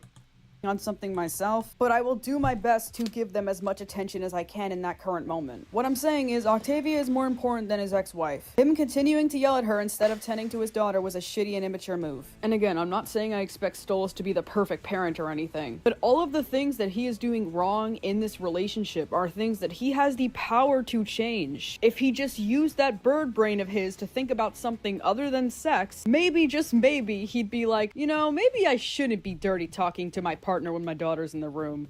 Maybe I shouldn't invite my sex partner on a trip that was meant to cheer up my daughter. And if I absolutely need to invite him for whatever reason, maybe... And I think, you know, given the fact that that line that he quoted there, why does he hate her more than he loves me? We're going to see that again come up. because there's a line in the trailer for the second half of season 2, which we haven't yet seen in the series, where she's kind of reiterating a similar sentiment of you never loved me, you never loved Mother, you only loved him, or something like that. So we're going to see that come up again. So this story arc is continuing. We're in the process of these issues being worked through. So I'm just at the moment, is Stolas kind of ruining his relationship with Octavia? Yes. But I do think that that's not always going to be the state of affairs, and I don't think that the show is signaling that there's nothing wrong with this. I think the show is signaling that this is a big weakness of Stolas, and it's something that he has to work through. But again, it's this idea of this person wants to have it both ways, wants to say, oh yeah, I know that people can not be perfect, people make mistakes. But then when we're shown a really decent, likable character who is not perfect and makes mistakes, then it's like, oh, he's evil. And it's no. That's just the wrong way to look at it. Maybe I shouldn't be flirting with him the whole time. Maybe I should stop yelling at my wife and talk to my daughter. Some of you were asking me to touch on Stella's relationship with Octavia, and I'm really sorry to disappoint you, but I have no idea what the fuck to say. I don't think they actually ever have an interaction on screen. It's unknown how Octavia feels about her mother. I hope they go more in depth on that in future episodes. I would actually really like to see that. But anyway, what sucks is that Stolas is fully aware that Stella isn't a good mother. That should motivate him to be the best father that he can be for her. I mean, as I said before, I'm not trying to say he doesn't care about her at all. He clearly does. Because if he didn't, he wouldn't have put up with Stella's bullshit for so many years. But he really needs to be better at showing it. And it pisses me off how the show always tries to make Stolas seem like the good guy even after he does something shitty. Stolas is not a good father at all, and I'm tired of people trying to say that he is. The things he's done, from telling Blitz he has a big dick when he knew his daughter was in the room, to flat out neglecting and ignoring her and then being surprised when she runs away, and claiming that he wants to take her to a theme park to cheer her up, and then finding a way to make the whole day about himself. He really is selfish when it comes to being a parent. But anyways, that's it for the video. This end section isn't scripted. Right. I just wanted to talk to you guys a little bit. First, I wanted to say thank you for being so kind and patient with me. I know it can be kind of annoying if you guys aren't getting videos for a long time. Yeah, this is not directed at me. So yeah, I truthfully apologize if this isn't what you wanted, but I did do the best I could with it, even if it doesn't show. I'm definitely trying to put more effort and work into my videos. It's just some topics are clearly harder to cover than others. So, yeah, basically, this video did not convince me of anything. It's just kind of a retread of a lot of the stuff said before. But, I still think that Stolas is a decent father. Because he is shown he shows affection to his daughter in moments like this, for instance. He does care about her. He cares about her well-being. But he is very distracted. And I think he has that illusion that a lot of parents of teenagers have, that teenagers are low maintenance when they're really not. And he kind of is tricked by that illusion into thinking that he can just kind of leave Octavia alone and she can handle herself. Not really the case. Not really the case.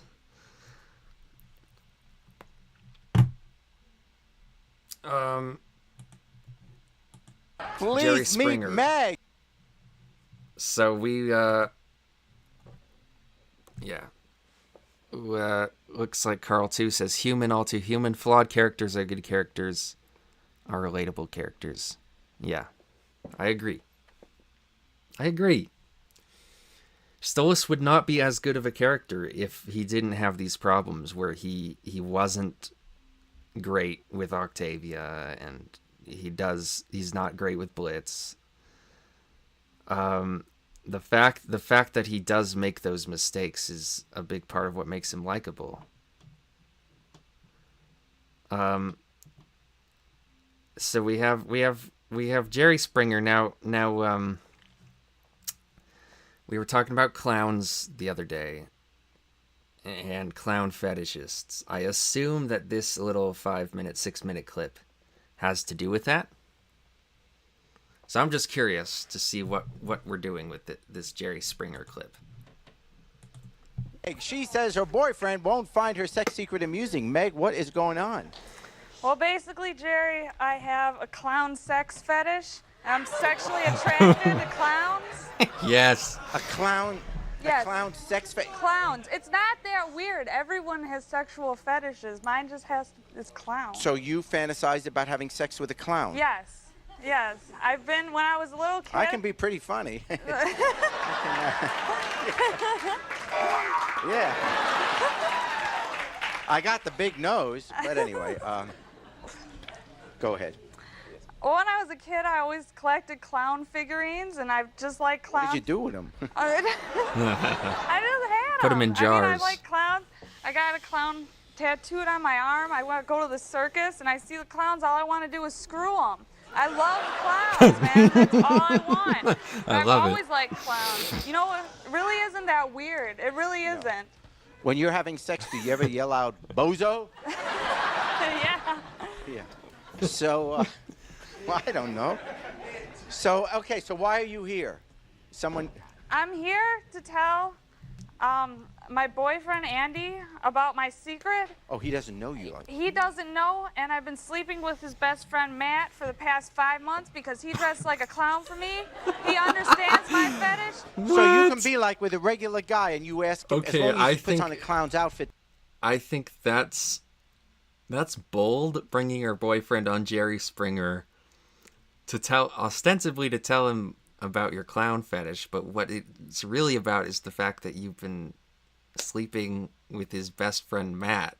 Like that's really the big ball drop here. We're not the clown fetish. That's nothing.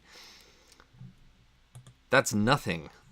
That just added a whole new element to this. This is like The Room.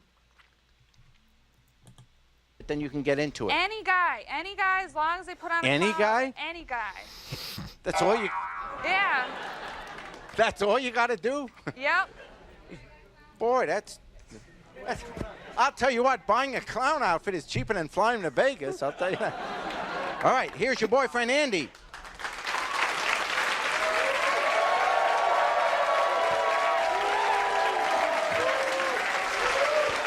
He does not look happy.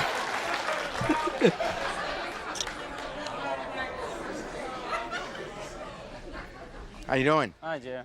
How long you guys been together? About 2 years, a little more than 2 years. Did you ever ask her why she wears this tattoo? No, she's always had it since I met her. Did you ask her what it was about? No, I just took it for face value. I know she likes clowns. So. Yeah.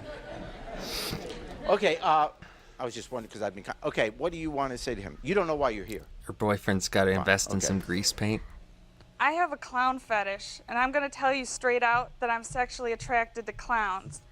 And you think it's weird, not and happy you think about it's that? sick, and that's why I don't want to deal with it anymore. I don't want to deal with this judgment of character from you because, you know, I think that this is natural. I've read about it in books, too. I mean, other people have this, and you're just closed-minded, and I don't think you understand me. You're not serious. Yes, Andy! He's not just clowning Why around, so serious? No, I'm serious, Andy. This is not, it's not a joke. It's not a joke how I feel. It's, you know, I mean, you don't take me seriously. So what does that entail? So, That's sick. Clown, no, it's not sick. People dress up in clown outfits, and you know Matt, your best friend? I've been sleeping with him for the past 5 months. She hasn't been a because part of the he dresses up ICP like a clown for fandom. me, and he See, this is the thing. what I Like, Here's Matt. that's the big reveal. Oh, now Matt. They brought Matt out. Okay. Yes. Yes.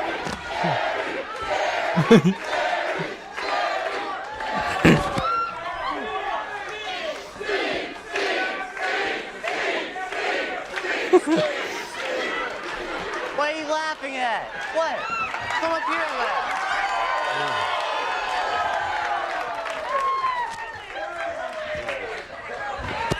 How could you do this to me, Matt? You, man, you little bitch. You never please her. She doesn't like you. Andy, you don't know what the hell She doesn't want you. 2 years. Son of a bitch. Sit down. I've always treated you right.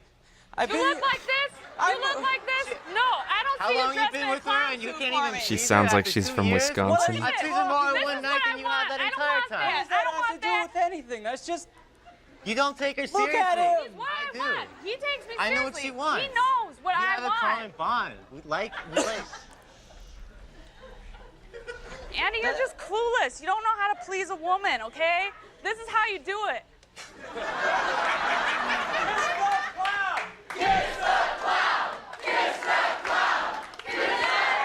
Yes.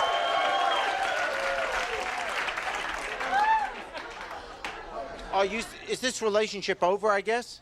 Yeah, it's over. I don't want to Her be with favorite him anymore. Joker was you know, Jared. I don't really want to have anything to do with him because he doesn't understand that this is what I want. Would you be willing to be dressing like a clown if He that's wouldn't what do it. turned... Look at him. He wouldn't. Weave. Look at. What a bitch, man. Are you done with it? I want nothing to do with it. You want nothing to do with this? I want nothing to do with it. That's it. We'll be back. All right. Thanks for watching. Now please approach the bench. The way I... Jerry Springer representing the clown fetish community. I have this video, Marilyn Manson, a comeback for the ages. This could be interesting.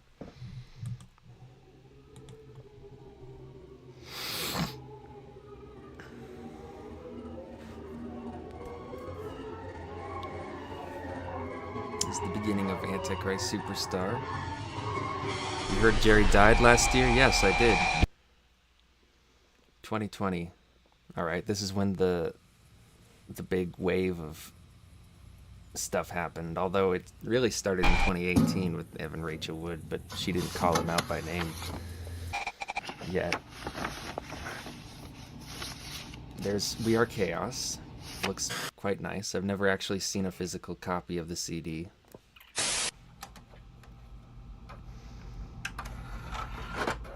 Great album.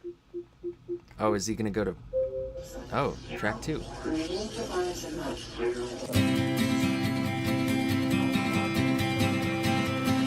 I looked up to him in many ways and felt like we had a special bond, and I had no intention of it turning into something romantic. Because my abuser said to me, I could kill you right now. My story was powerful enough. Victim of domestic violence. Victim of domestic violence.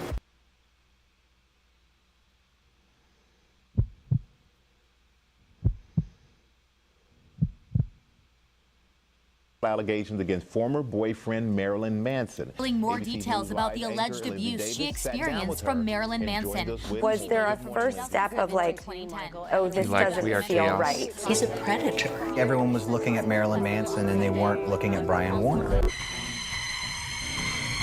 So if you thought the Johnny Depp Amber Heard situation was interesting, you're going to find the story that I have for you to be pretty fascinating. I can't be silent about this because that's not what happened. He has always maintained his innocence. He basically said Evan Rachel Wood orchestrated this entire thing. There was even, by the way, at one point, an FBI document that was forged, verifiably forged. And he alleges that she used that FBI document, which was forged, and he believes that she and her team forged it, to get other women to pressure them into saying that he did things. And now earlier today, it's been revealed that Ashley Smithline has recanted her allegations against Manson and has accused Evan Rachel Wood of manipulating her into making these allegations that she says were false against Manson. his accuser recanted.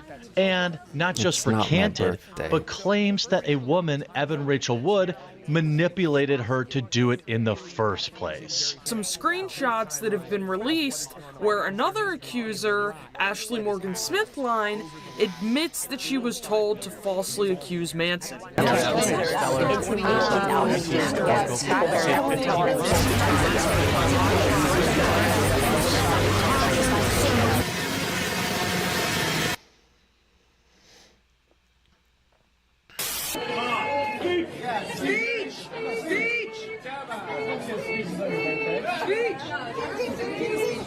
Yeah. A forgery should result in federal charges.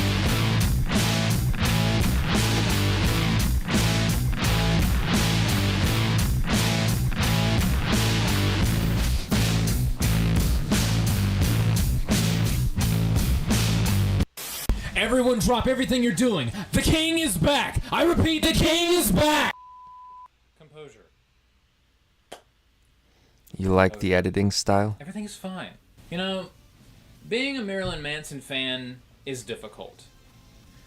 Although, if I'm perfectly honest, that kind of makes it even more appealing to me, especially nowadays. And considering the fact that I am also a Christian, it makes it even more difficult because some people, for whatever reason, 5 to just 1? I cannot haven't listened to wrap that their song head in a long around time. that concept. Like this guy. Several months ago, I did a podcast about the return of Marilyn Manson. And the top comment was, "A Republican Christian who hasn't ever smoked a cigarette? How are you a Manson fan?" Well, gee, I don't know. Maybe it has to do with the fact that I'm a multifaceted human being with a wide range of beliefs and interests. You should try it sometime. Now, a couple years ago, I made a video where I ranked each of Marilyn Manson's albums in order. I like from this my least kind favorite of to my favorite. presentation. And It in that, reminds I me of went my into detail videos. about how I became a Marilyn Manson fan, so I'm not going to rehash that. If you want to see that, then the link to the video will be down in the description below. Brian. That video has over 7,000 views, which for The me is babe they call Brian. I wanted to use that song for the beginning of my first ever Manson video, but I wasn't able to find a good spot to put it in. crazy. So I can't thank everyone enough who watched that video, and as well as the totally awesome podcast episode I did about the return of Marilyn Manson. So, and also, since that time, I now also have an Eat Me, Drink Me ring, and this, a Marilyn Manson Funko Pop. Why do I have this? Because it's hilarious to me that it even exists. Now, I do want to go back a little bit to around 2020, 2021, right around the time when Manson's most recent album came out, We Are Chaos. I was still a newly christened Mansonite, so the idea of a new album debuting was the coolest thing ever to me. I remember staying up all night when the full album dropped and listening to it all the way through. I don't know where I'd put it in the next installment. And it was glorious. I didn't get any sleep that night, but it was worth it. In my opinion, Like, it's there's one of the nowhere best to use albums it. he's ever made, That's and why I the haven't best used work it he's yet. done in over a decade at the time. Unfortunately, the album was barely even out of the oven before the allegations surfaced and nearly ended his career. And for a time, I truly believed that We Are Chaos was Marilyn Manson's swan Feliz song. cumpleaños. And I had just become a fan as well, so it was a gut punch. Sure, I could still enjoy his older stuff, but there was an undeniable dark cloud hanging over everything associated with him. Non è il mio compleanno. And even outside of the allegations, Manson himself looked to be in rough shape. That's around the this time. Italian. I became a fan of his in 2018 when he was arguably at his worst. When I think of Marilyn Manson, I pictured the iconic lunatic of the late 90s and early 2000s who was so full of energy and chaos. The Manson of 2018, The video for We Are Chaos is pretty awful. and the years after, Maybe you should as do a much as tier I list love of the guy, music videos someday. I mean no Yeah, that would disrespect, be a good idea. was not the same guy. But I agree. Bad live performances, slurred line delivery, Yeah, bad. bloated appearance, and recorded videos of him vomiting Yep. on stage and having to be dragged off to the back, and the one of him accidentally knocking over his own set and breaking his leg. If this was my first impression of the guy, I don't know if I would have even been... Yeah, that's why I was so impressed with this comeback, because you got to realize just what we were coming back from. It's not just that we were coming back from him not making music in a few years and him having all these allegations. We're coming back from him having a good decade and a half of this shit. This just weak, just really like half-hearted kind of performing. Just being totally out of shape and out of it. On the first, when I saw him in concert, I was really proud of the fact that it looked like he was really taking it seriously again. And I think you got to take it more seriously as you get older and as it becomes more rote. You got to really commit yourself to it if you want to put on a good show. So I'm glad he woke up finally and was like, I gotta actually turn this around. Interested. I wanted the shock rocker, the Antichrist superstar that struck fear into the hearts of the easily offended. Not this broken shell of what once was. This Manson was a faded echo, as much as I don't like admitting. Now, before anyone gets mad at me, I just want to say I'm not trying to shame the guy. What I'm saying and what I thought at the time came more out of a feeling of concern. And honestly, if he didn't completely turn things around, there's a good chance that he would not He upped his lived, professionalism, all that much longer. Because, again, he looked to be in very, very rough shape. And honestly, again, I thought that 2021, that was it. That, where are you? Golden Dawn Cross? I thought that this was it. I thought this was the last we were ever going to hear from the guy. Nah, I never believed that. And then 2024 hit like a nuclear warhead. Now, as far as this video goes, I want to give my thoughts on his triumphant return thus far. Now, I won't go into much detail as far as the allegations that were made against him by she who shall not be named and her co-conspirators, as I feel that they do not deserve a mention. If you want more information as to the case against them and for Manson, I highly recommend you check out Colonel Kurtz on YouTube, as she has multiple videos dedicated to debunking #MeToo hoaxes, with Manson's case being the most predominant. She's absolutely incredible in her dissection of the false claims levied against Manson, so definitely go check her out if you haven't already. And she even got to meet him at one of his recent comeback shows, and I'm not jealous at all. That's surreal that happened. Do I look jealous? Who's saying that I'm jealous? Who is saying that I'm jealous? I need names, numbers, and addresses. There were rumors and conjectures at first, but then I saw this photo. A comparison between Manson from 2003 and today. The 20-year comparison. And let me tell you, my Holy jaw shit. hit the floor. It looked so much better. I know. I honestly could not believe my eyes when I saw this. And then I found out that he had been sober for several years by that point. There's just a lot of good stuff this year. But then, May 15th happened. Mm-hmm. The teaser. I was shocked and amazed. Manson had signed a contract with Nuclear Blast Records, and a new album was on its way. The hype at this time was unreal. What would come out? You saw my live reaction to that. I was like, whoa. Would it be new? Would it be new a direct music? assault and against his accusers like Hollywood was in 2000? The speculation grew. Because it was the beginning of As Sick as the Secrets Within. Perfect choice. And I really think he should have used that as the opener for his tour instead of We Know Where You Fucking Live, because it just jumps out at you like a siren, like a nuclear blast is about to go off, you know? It's just so dramatic, and I think it was a great touch. Day after day until finally we got our first single on August 2nd, As Sick as the Secrets Within. Although technically the day before I found a link to the song on Reddit and I was directed to this website, and I'm pretty sure every time I clicked on anything here, a brand new virus was downloaded to my laptop. Yay me. But yeah, As Sick as the Secrets Within made its official debut and was unlike anything I had expected. In my humble opinion, As Sick as the Secrets Within and its accompanying music video are absolutely incredible. Like, again, I was expecting a very angry just outburst of screw the accusers. Hey, this person saw the same concert I did. You? I'm gonna you up.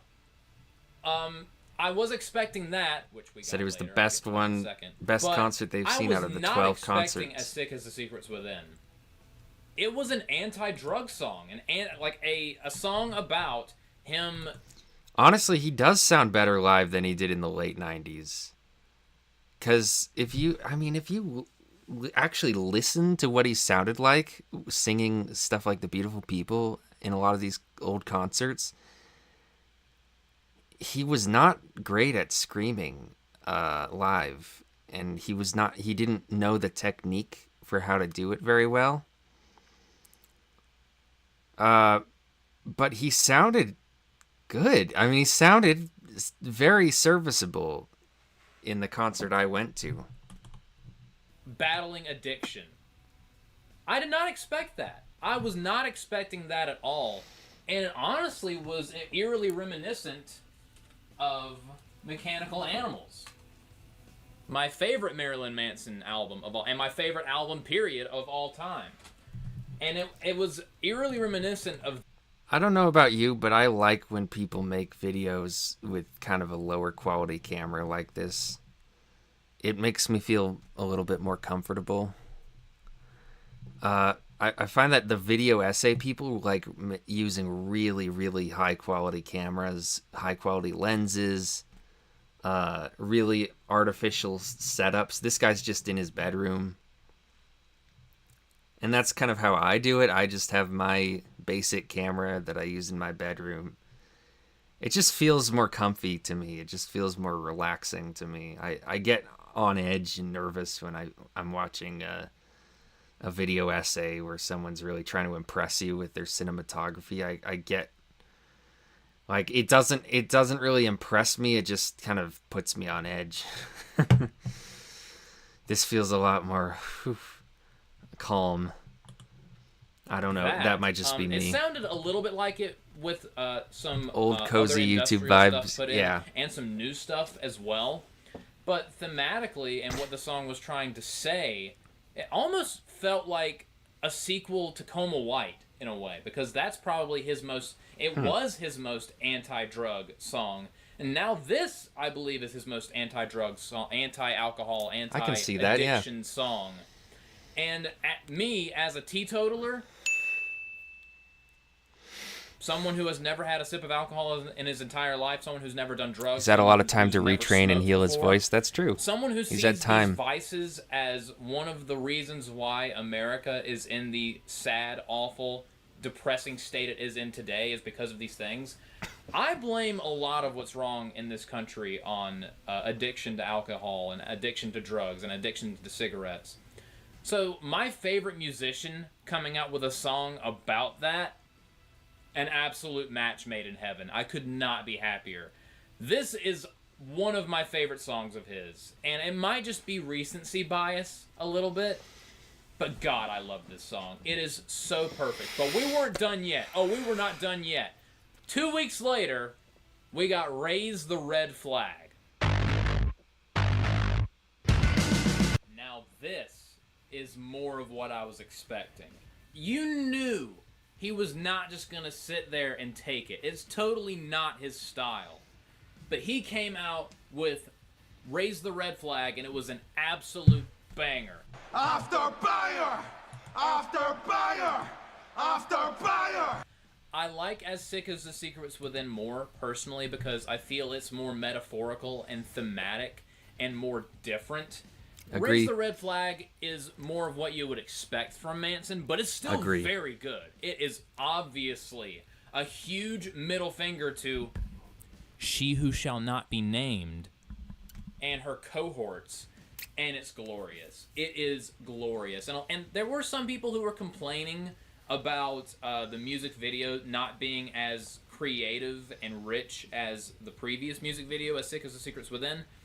I was fine with it because I think that this music video's intention was Manson saying, I'm back, here's my band, we're rocking and rolling whether you like it or not. I feel like that was the intent behind the music video.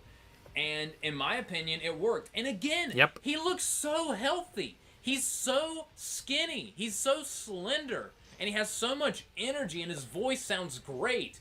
Although, I do have one tiny little critique of Raise the Red Flag.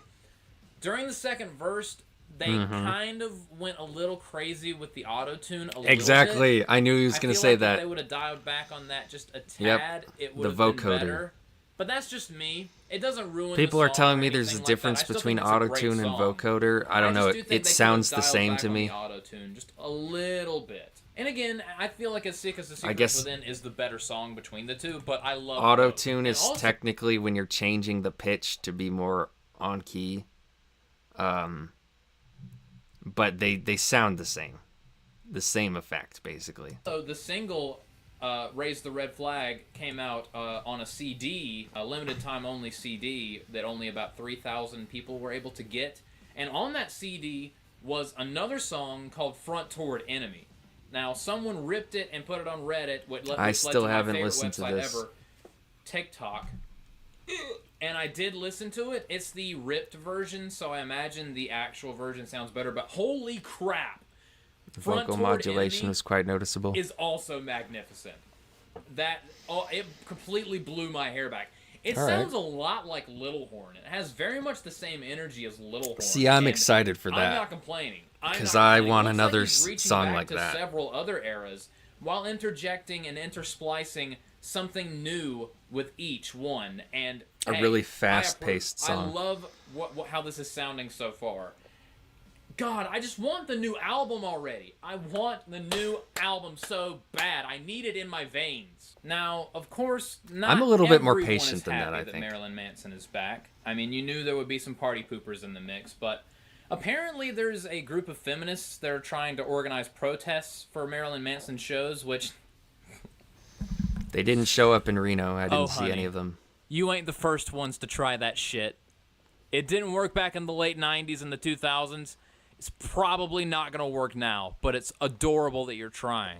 But my favorite reaction to this has got to be just the absolute wailing and gnashing of teeth and just the tearing of garments over there at Metal Sucks. These losers. Metal Sucks, which is a stupid name for a news outlet, quote-unquote, that covers metal in the first place, why would you call complete meltdown mode over Manson's metal return. magazine Metal Sucks. They write article after article bashing the guy and calling him a rapist and a groomer despite the fact that there's no evidence of it. The peak of the hilarity, though, was when they polled their own audience as to whether or not Manson deserves a second chance, and the result was a resounding yes. So then, they wrote another article where they were so salty about the result. These people are nothing more than loser ideologues who only care about their devotion to the believe all women religion. Even if some women are proven liars. I hate the believe all women religion, any dude. Woman who has ever failed a polygraph it's so test annoying. should sue the polygraph test. And women lie all the time. They're such Metal liars. Sucks would definitely approve of such a course of action. And at the same time, Marilyn Manson was back on tour supporting and losers love liars till their dying day. A band that I know next to nothing about. But hey, they gave Marilyn Manson a helping hand when he needed it, so I won't complain about that. And while his first live performance back was good, he sounded a tad rusty, I won't lie, but he's been out of it for a long time. He hasn't done a live performance in a long time, so I was willing to cut him some slack. However, in the following shows, he just sounded better and better and better, and as of late has been turning in nothing short of incredible performances day in and day out. Long gone are the days of an inebriated, disinterested Manson awkwardly stumbling around the stage, as he now looks focused, energized, and honestly, as if he's having the absolute time of his life. I could not be happier for the guy. Each show is a sellout, and even his new singles are big hits right now, amassing nearly 6 million views on YouTube at the time of this recording combined, as well as reaching the #1 spot on the Billboard Hard Rock Digital Song Sales Chart. You love to see it. So, in conclusion, I'm so happy that my boy Marilyn Manson is back, and he looks and sounds better than ever. Seriously, he looks like decades younger. Even like his biceps, like during some of his live shows, he'll flex every once in a while. He's got some biceps. Manson hitting the gym, honestly, is a funnier visual than Manson having a Funko Pop doll. Just, what a strange timeline we find ourselves in. But yeah, those are my thoughts on the comeback for the ages for Marilyn Manson.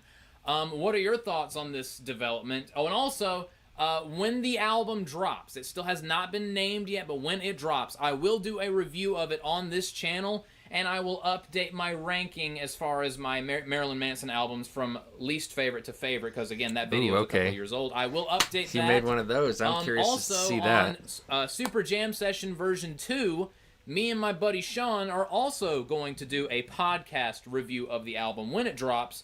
Also, I had him listen to Mechanical Animals while he was working out at the gym the other day. I have successfully converted him.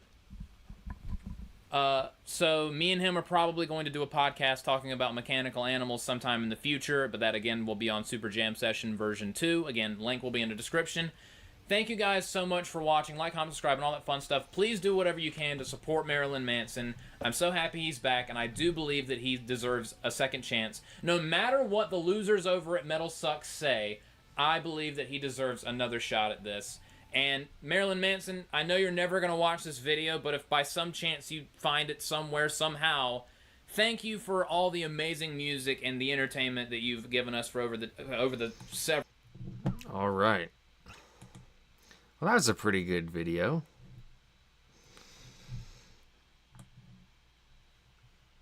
I wanted to see that one. I guess that's it for this stream. I didn't want to stream for a long time today. I just wanted to come on and cover the few things that I wanted to cover before I leave. That's the one that converted me. For me, it was Portrait of American Family. That one just blew me away. Not a bad vid. Yeah, I'm gonna watch some more of his stuff. I want to see that ranking video he did. Happy unbirthday. Bye. Bye, everybody. See you later.